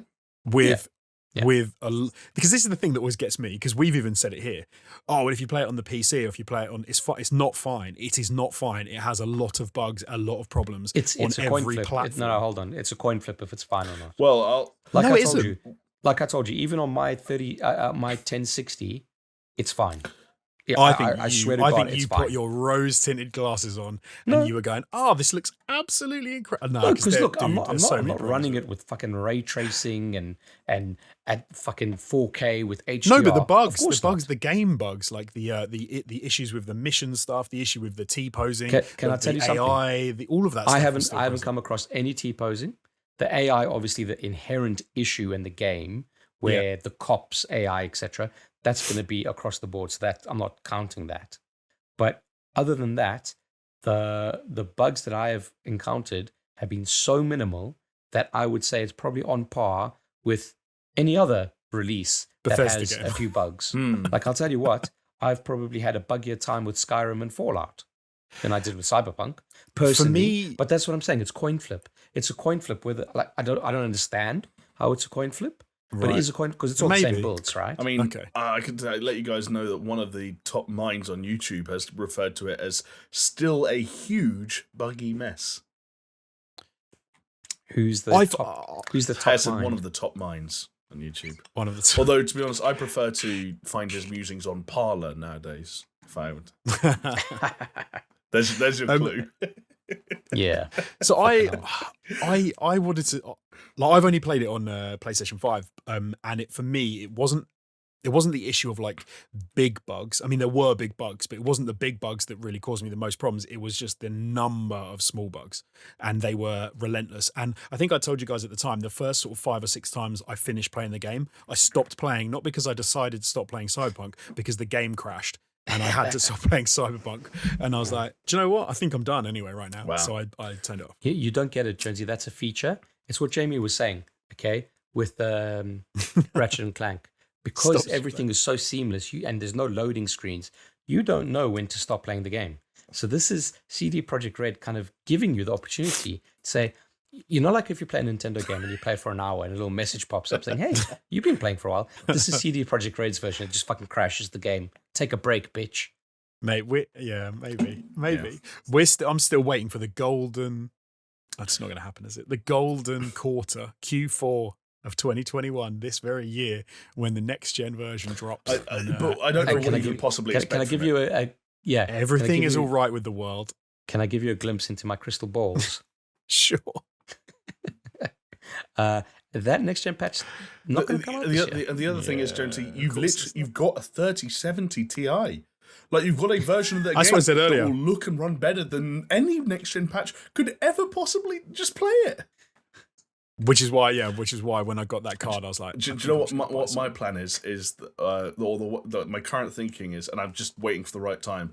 I'm gonna start it and finish it without telling you guys, and then I'm gonna come on the podcast one day and be like, I've just played the entirety of Cyberpunk, because I've never played a second of that game, not a single second. I would love it if we did a spoiler cast for the. I would love it if we beat them. I would love it if we did that and we actually all sat down and we talked about Cyberpunk. Yeah, but then we have to play Cyberpunk and finish it.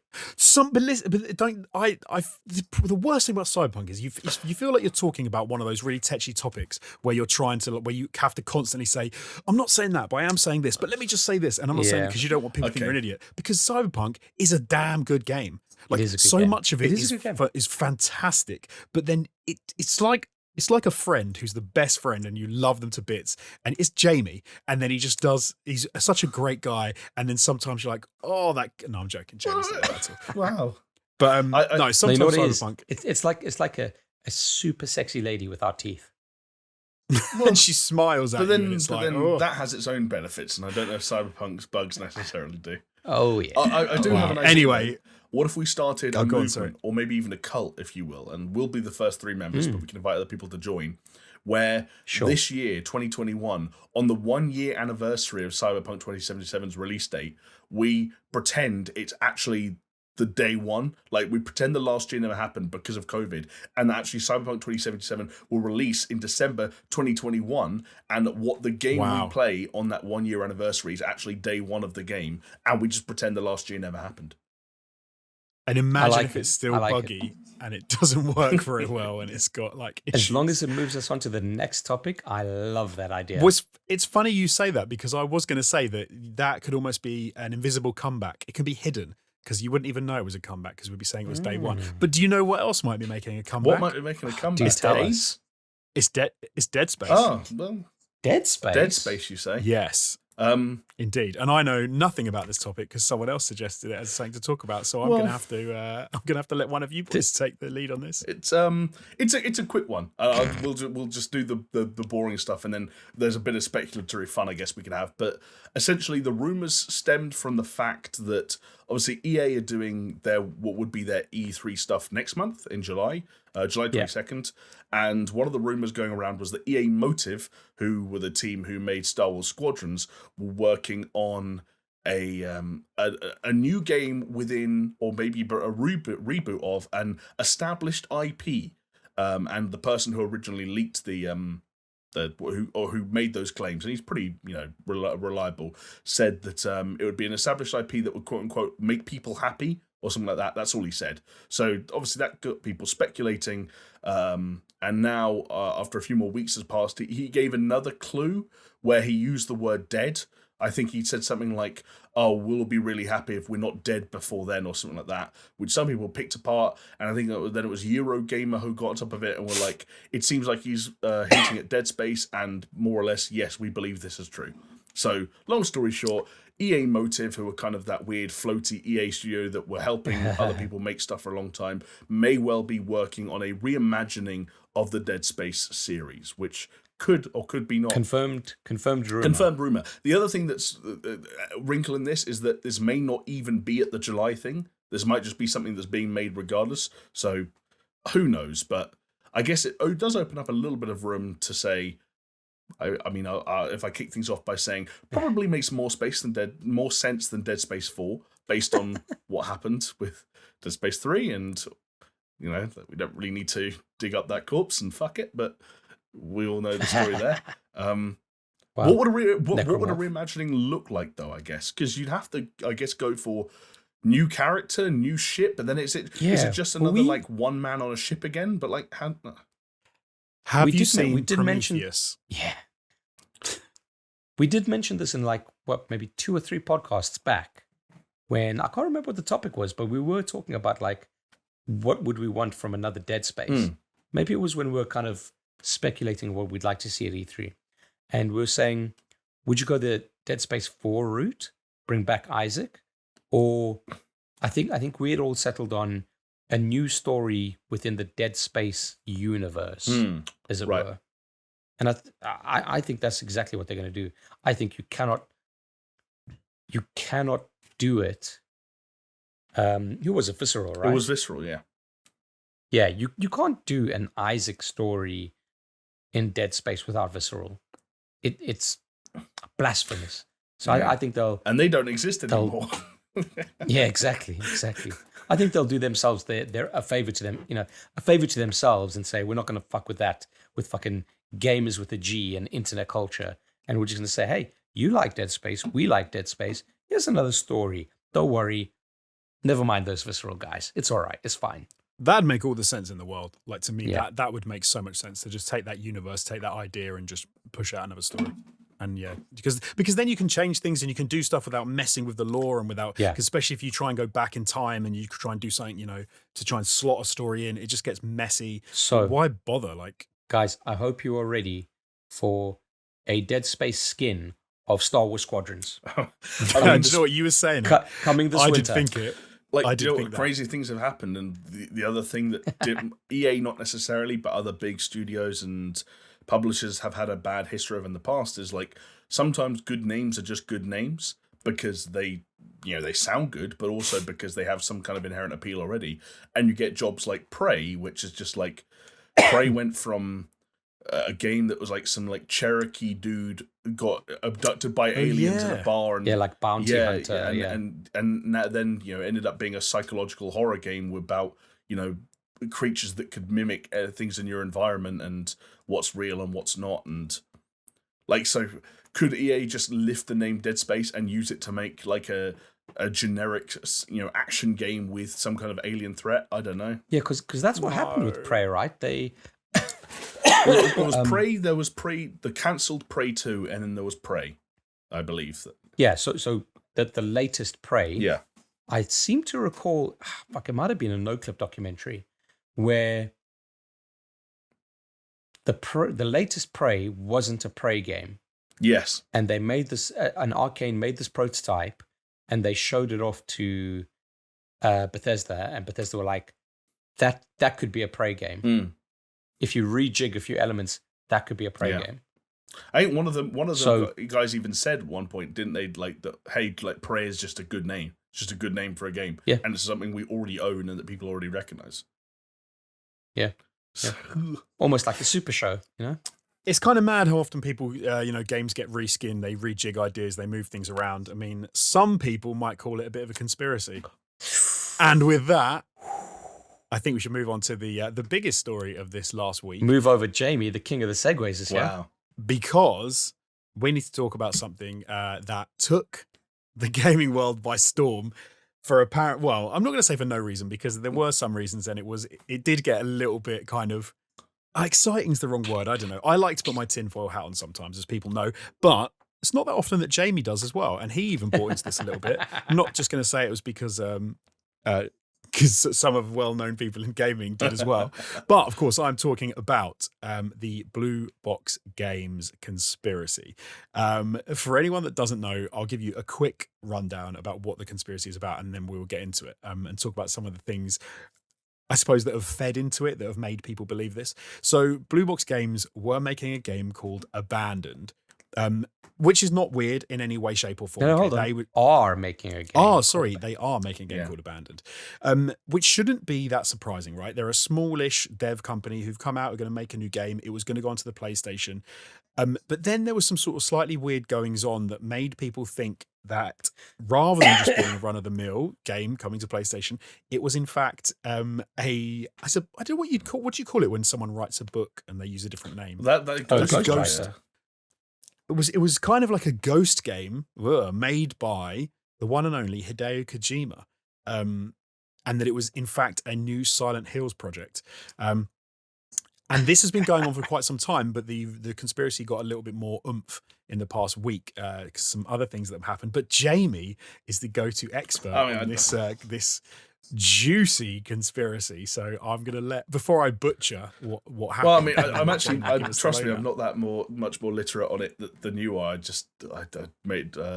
So I don't think many people are, because it's not true. Well, yeah, but also, like with a lot of Reddit detective shit, everything just kind of got blew up and got all scattershot really quickly. And it's because people are bored, right? Honestly, I think you're right, Chris. And because conspiracy is always a rabbit hole, right? Like you start and then you go down and everything else starts falling into place. And what the fuck just happened on your camera?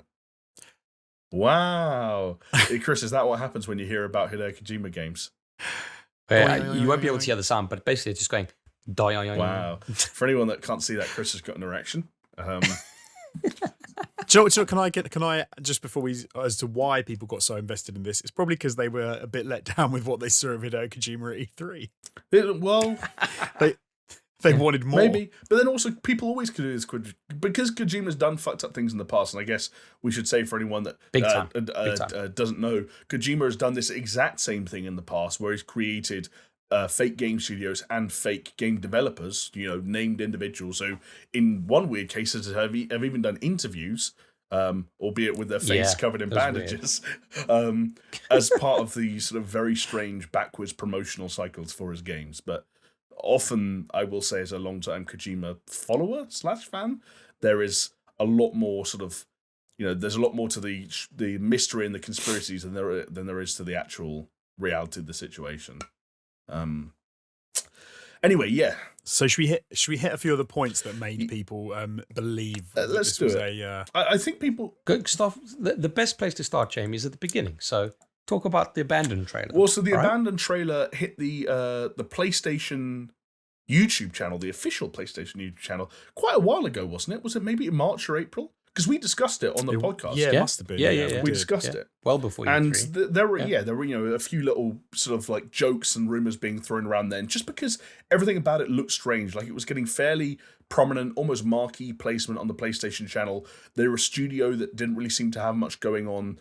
No one could find out much about them. It was a game that itself looked very strange. If you looked at the trailer, almost like a kind of asset flip horror game, but with some, strange production values that sometimes look good and sometimes look shit. It was a bit of a mystery, but I think it's fair to say that everyone kind of, let sleeping dogs lie right through April and May. It quietened down, didn't it? Yeah. They were just saying, "Oh, that's another Life of Black Tiger." Okay, totally. Which, Sony have done weird shit before. Part of this podcast has been about Sony doing weird shit. I think though that something basically it flared up again around a week ago, maybe even just a little bit more, around rumors that Abandoned was going to get its own PlayStation 5 app. Now, some of the terminology here sounds very strange because we still don't even really know what it means. That would let players run the game's trailers in real time on the PlayStation 5. Now, this caught a lot of people's eye because, I mean, that's something that us three, and I'm sure most of the people listening, have never heard of before. So why would this, why would this completely unique feature be offered to and trialed by this indie developer with this mysterious game that no one knows anything about? It was a curiously specific thing to do for Sony to, for a non-first party studio working on a game that no one's ever heard of. So people started digging, and that's when you get into the meat of the laundry list of sort of things that could be considered parts of the conspiracy theories. So some of it revolves around the game itself. We talked about that trailer. There's a point in the trailer, for example, where if you pause at the right time code, there is a tree that is covering up a bit of graffiti, and the two letters covered are PT, which is, of course, the sort of promotional video game that was made for Silent Hills when Hideo Kojima was still at Konami. There's one of the leading, or the only real sort of face of the company, which Blue Box Studios, a guy called Hassan Karaman. I hope I'm pronouncing that right. He Don't worry, you're not going to offend him. He doesn't exist. Well, that's the thing. He does, but there were people who no. Okay, so well, maybe he does, maybe he doesn't. Ooh, maybe he was something of a mystery himself for a little while, mainly because his name. For if you go to Google and Google Translate and go Hideo from Japanese to Turkish, the translation is Karaman, which is his surname, and I think Hassan means like young and good looking, or something like that. So it's like that was a very strange coincidence. Shall we say? Then people started looking into a little bit more into him and into Blue Box Studios. There was the fact that Blue Box Studios have a very sketchy at best history when it comes to game development, sort of unfinished early access games that had Kickstarters, but those Kickstarters weren't finished. And then those Kickstarters, one particular Kickstarter, for example, was closed early, and then they claimed that they had been approached by private investors to fund the game, although that game never reared its head again. The employees that they claimed to have didn't really seem to exist. Their pictures on websites like LinkedIn were stock pictures. They didn't seem to have any saved trademarks that they owned, despite the fact that they were making and developing, what appeared to be a game that Sony were involved in. Then you kind of got into the territory Chris and I were discussing before, where people maybe a little bit of a reach, but it's still in Kojima territory. One example was the trailer for Death Stranding Director's Cut, which, as we said earlier, debuted at Jeff Keighley's Summer Games Fest just about a week ago. I can't even fucking remember what is time. There's a strange sequence in that trailer where Norman Reedus' character picks up a box, one of the sort of iconic trademark, almost Metal Gear Solid style boxes that's filled with oranges. He then inverts the box upside down, and all the oranges fall out. What is the inversion of orange on sort of a color spectrum? It's blue. So he's inverted the box, and now it points to blue box. Even blue box itself, BB, what is the bridge baby shortened to in Death Stranding? It's BB. You look at the bridge, the blue box Game Studios logo, it's kind of this very simple design where it's sort of a black and white motif with a box around it. It's actually the exact same look and proportions of the PlayStation Studios logo, just with the black and white colors inverted from one another. There are weird tweets that they put out. There were a bunch of tweets as well. So they put out tweets themselves. This is the stupidest thing they could have ever possibly done, but they basically said that they implied that the game wasn't actually called Abandoned, and that the real name had something to do with like beginning with S and ending with L, so or something like that. So people were like, oh, well, Silent Hill, right? Like, but then they released a tweet that said like, oh no, that was a mistake. Yeah. Like, it was just a bad joke and this, that, the other. Basically, people saying, oh, look, it is a fucking Kojima Silent Hills thing. And then they kind of say, oh, no, it was a joke. And oh, sorry. We could go. This section that we're on at the moment could honestly last like another 10 minutes. I just recommend going to look it up. There's one kind of like master post, if you will, on Reddit. The subreddit itself is r/the Blue Box Conspiracy. But some of it is mental, some of it seems like a coincidence, some of it is just utterly bizarre. But needless to say, there's a lot of weird shit going on there. Enough for people to fully get on board with this conspiracy theory, apparently. Thousands of people. Yeah, so there was an actual interview with the quote unquote head of the studio, which is the Turkish dude Hasan Karaman, as a real person doing a real interview. But hey, who's to say that's not an actor? Right. We've mentioned it before, but Kojima, in the lead up to the Phantom Pain, Metal Gear Solid 5, the Phantom Pain, there was a studio called Moby Dick Studios that was releasing a game called The Phantom Pain. And there was an interview with someone who, as it turned out, was just a render from the Fox engine. But was his name like Joachim Mogren or something like that? Yeah, something like that. It's kind of fucking weird. And the thing, he's like, no, you can call me Ishmael or whatever. Yeah. He's like dead giveaway. But then even like Kojima's got a history of fucking with people, even going back to Metal Gear Solid 2 and the trailer, where the events of the game were rendered with Snake instead of Raiden. Totally. Right? So, even to some of the gameplay stuff would say like Psycho Mantis and how he can fuck with you that way and blah, blah, blah, looking at your save files on your PlayStation save cart. Yeah, loads of people are kind of like saying, is this a Kojima theory? Loads of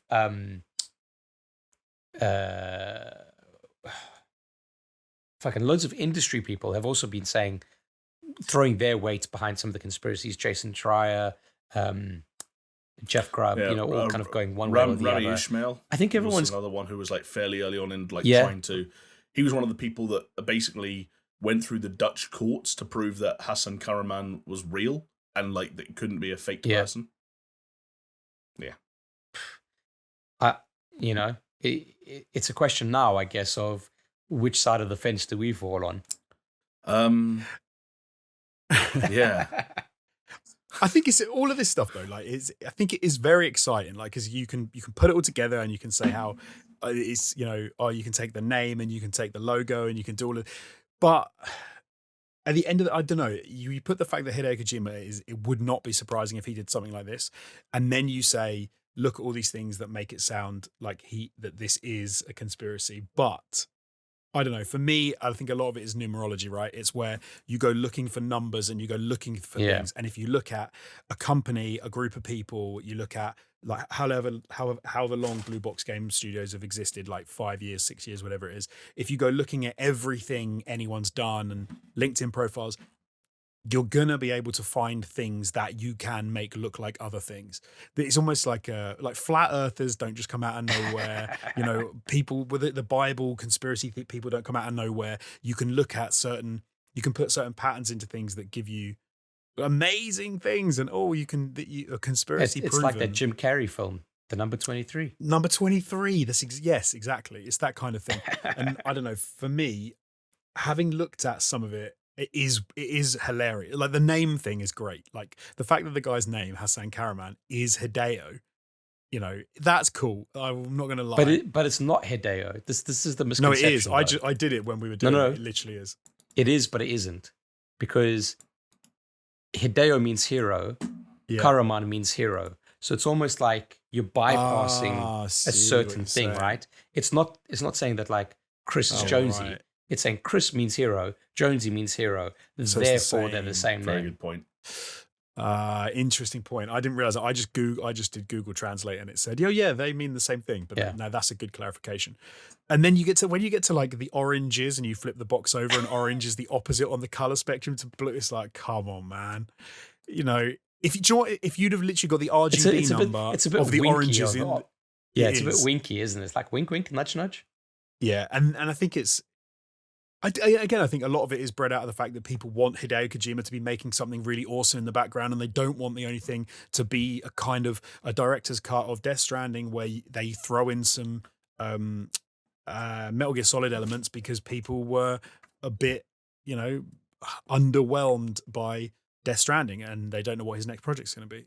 I don't know. I think do you know what? I hope it is a conspiracy and that it is Silent Hills. It's not. Can I wade into it and tell you what I think? Can I add one more little thing before you do? Because the other thing that has happened here, definitely, Blue Box Game Studios have exacerbated the situation by purposefully, I think, in a lot of cases, using elements that they know. Like, for example, the hills on their YouTube channel where they have no videos, they have a banner which is just hills. Like, why? Yeah. Like, you've done that because you know people are going to look at it and say, yeah, like they haven't even like removed the tweets, as far as I'm aware, that kind of like hint at something weird going on. So it's like they clearly they're happy to bait the attention, and they'd be like, "Oh no, we didn't mean to." Like, but how many times can you make that same mistake? And some of the games journalists are also happy to kind of ride the coattails, I think. The one thing we did need to mention as well, though, is that the one thing we forgot to mention was that the studio is based in Amsterdam. Yes, and that Kojima Productions has been on the record as saying that there is a Amsterdam satellite studio that they had owned or own, run, whatever it is. I'll tell you my 2 cents worth. I think this is 100% a Kojima thing. I don't think it's Silent Hills because obviously it can't be. It just flat out can't be. That relationship is dead, and you just have to accept that it's dead. But 100% a Kojima thing. And I'll tell you why, okay? Because I have very vivid memories of the whole, the Phantom Pain. And everyone was like, ooh, maybe it is, maybe it isn't. And you know what? Looking at it in hindsight, you look at it and you say, of course it fucking was. And that's what I'm saying here. I'm throwing my hat in the ring, and I'm saying it's a fucking Kojima thing, and we're all idiots. Okay, can I come back on it? Because I'd looked up a few things that kind of made me go the other and pushed me further in the other direction. Like I already was in the other direction. If you go and look up Blue Box Games and you do a bit of digging, you can find them on like, is it IndieDB? And you can find them posting stuff, and you can find members of that studio and stuff. And they're a bit like, they have 3 people who've like ever looked at their profile, and they talk about making games. And you can find on Steam games that they have started making that have then been passed over to another studio that are apparently trash. Like, do you know what I mean? If it is Kojima, and it would have to have been. There are 2 possibilities. One is that it's been Kojima all along, Blue Box Game Studios, since 2015, 2016, wherever it is. Yeah. And he's had it on the back burner to utilize at some point in the future. In which case, I don't buy that, because this game studio has been doing 2 weird stuff for the last 5 years. They just operate like a small indie game studio that are trying to make it. The other option is that they bought Blue Box Studios, and everything kind of worked, and they put everything together, but then it kind of knocks out some of the coincidences. And I guess then you do say, why would a developer like Kojima buy a company I don't think has made like I these don't random think you things? buy them. I just think you offer them a deal. I just think you offer them like you make some kind of agreement. You find an Amsterdam-based studio who are like indie developers who one of the dudes who works at the company whose initials happen to be HK, and you're like, well, let's just use them as like a pass through, like for our promotional shit. But I think that option's still on the table. I don't think they've bought or anyone important owns Blue Box. And I don't think Blue Box is like directly like involved with Kojima in terms of like, I don't think this abandoned project is Silent Hills, or I don't even know what people are trying to say. So you don't think that Kojima focused at all? I think the closest thing I can come to accepting is what Jones just said, that there's a pass through that Kojima and whoever he's working with on this project found Blue Box and were like, we can use this. But it's less about what you can accept and what you believe. What do you believe is happening here? If I had to be fully upfront, I think the thing I believe, and I believe it because it's the easiest thing to believe, is that it's all hot air. It's nonsense. Like the Hassan cameraman is a real dude.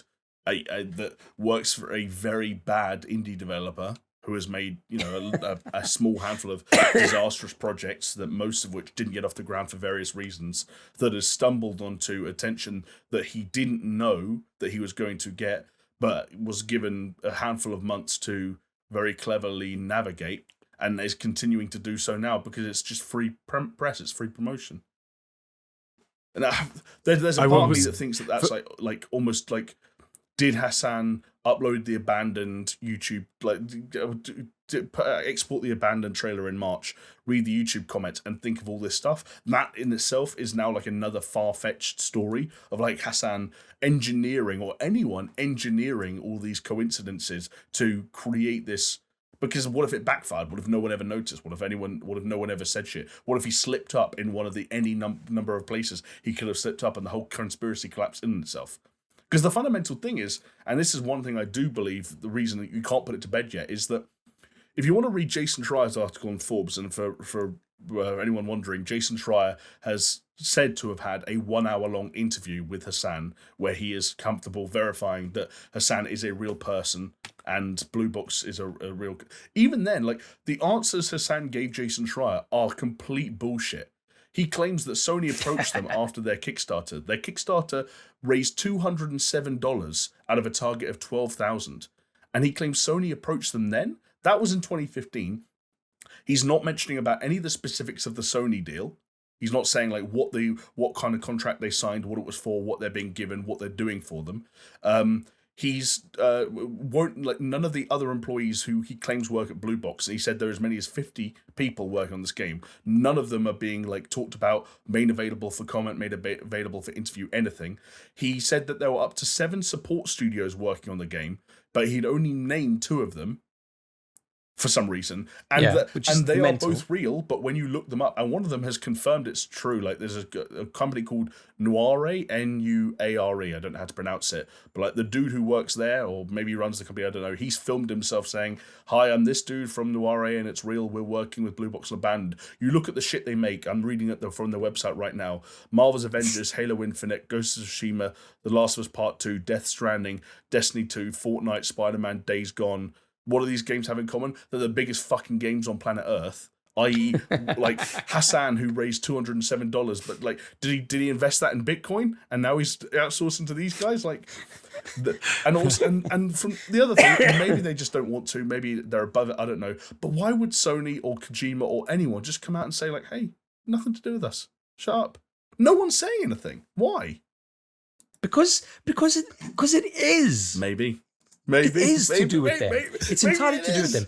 I'm not saying... I love that Jamie says that it's a lot all made up, and then he goes and lists the best reasons why it wouldn't be made up. I think that like if you're inverting the orange box from the director's cut trailer, I think you're reaching. But I think if you want to talk about unanswered questions and the fact that Hassan Karaman is a real dude in the same way Jesus Christ was a real dude, then there's clearly inconsistencies here. Is he turning water to wine? I will say this. There's no reason that Blue Box Games cannot be an actual entity without and this Kojima conspiracy being true. They're not mutually exclusive. No one's taking anything off the table. Hassan Karaman could be an actual person. That doesn't mean that this conspiracy is not true. They're not mutually exclusive, okay? But I'm telling you now, at the end of the year, when all of this fucking eventually comes to light, I'm going to be laughing. Because I'm going to be saying, I think we're all going to be laughing. Whatever. You're not. You're gonna be wheezing and coughing and attempting to. I mean, I might be dead by then. That's to be fair. That's fair. That's fair. Yeah. Okay. I'm no. It's all going to come out. Abandona's going to come out. It's going to be like. Or no, when is Abandon supposed to be coming out? They're already missing the dates they're setting for their like trailers and stuff. As far as I. Right. Yeah, because they were meant to have that app, and that app just hasn't. Yeah, they said they launched. Which I suppose doesn't really. I think it was meant to launch on Friday. Yeah. On Friday, the day that this podcast. There's still stuff that was meant to be happening that hasn't happened. The message from Nuare, one of the outsourcing studios, that was posted yesterday at the time of recording. Right. I'm going to say no. It's all true. None of it's true. None of it's true. It's like that fucking. It's like the trailer for The Force Awakens where Han Solo goes, "It's true, all of it. It's the Force. It's true." And there's something. There'll be something else, which is the reason why they got picked up, which is why they're sort of being able to push this game. And it'll be something that isn't like we haven't heard about. It will be something like I don't even know that they got contacted through somebody who knew someone at Sony, and then it was like, oh, actually, this is a good idea. If we help them out, if we attach them to some people. I've got it. Oh fuck! Why didn't I see this before? Okay, this is what happened. Hassan Karaman was in a park and saw Hideo Kojima and Jim Ryan fighting. And so he licked his thumb and stuck it up both their asses. And they were so indebted to him because they knew that it was a fight to the death and only one can survive. But it's 50-50. It's a coin toss. He said, thank you for the thumb. Thank you for the thumb. I was just looking at this Noire Studio Twitter, and it's the stupidest thing ever. Like, you look at their tweets, and so clearly they've been doing some work for Elder Scrolls Online recently. So they've been posting pictures of like Frost Giant, copyright 2020, ZeniMax Media. Frost Troll, copyright 2020, ZeniMax Media. And then they just want, then on the 18th of June, they just tweeted out just a blue square, just a blue box emoji. And it's like, shit like that is like, what are you doing? Well, unfortunately, you know what they're boys, doing. You know what they're doing. It's going to have to remain a mystery for at least another week, because I think it's probably about time to wrap up this is so stupid. I literally had an argument, well, not an argument, a discussion on the Discord the other day with one of our patrons saying how I didn't believe any of it anymore. And now we've had this fucking conversation. I'm like, well, what if it's true? You believe? I don't believe anything. How am I the one? How am I the one saying it's I don't believe conspiracy? it. It's not true. I believe. Can I tell you why? Nothing. Can I tell you why, Jonesy? Go on. Because the box of oranges has been inverted. I am now you, and you are now me. Because I was inverted. Bullshit, no, you was. It was really cool. Anyway, I think that, there you go, brings us to the end of the podcast. Thank you so much for joining us this week on the Super Show. You can contact us on YouTube or Twitter at Super Show Pod. You can drop us a comment underneath this video if you are on YouTube, or, like I said, you can tweet at us and we will try and tweet you back. But I mean, we're not that active on the Twitter, so there you go. But that's my weekly reminder to check the Twitter. Hold on. Chris is going to check it right now. I'm going to check it right now, live. Thank you for joining us on podcast platforms. Nothing, there you go. Or on YouTube, and indeed for listening to us, on Paisley Radio, paisleyradio.com. If you'd like to join the podcast, head over there, drop $2 and you can get on our Discord and you can have a chat to Jamie about all the conspiracies associated with... Kojima put out a tweet a couple of weeks ago, decided to give just a cheeky little shout out to 2 books, apparently, that he had been recently enjoying. The first one, The Silent Wife by Karen Slaughter. And then there's a little short story called Full Throttle by Joe Hill. Like, why do they Brilliant. Because they know people like you will soak it up. I want to give them my money already, and I don't even know why. Jeez. We need a code word for this week's podcast. Thank you for the thumb. Thank you for the thumb. That is the code word. So if you made it to this far at this point, first of all, thumbs up the video. Technically, that'd be giving us and now that has a new meaning. Martin Ruffalo thank you for the video the other day, and it was this isn't like a dodgy porn thing. It was on YouTube. Okay. It's like an American, like wrestler style wrestler, not professional wrestler, but like actual traditional wrestling.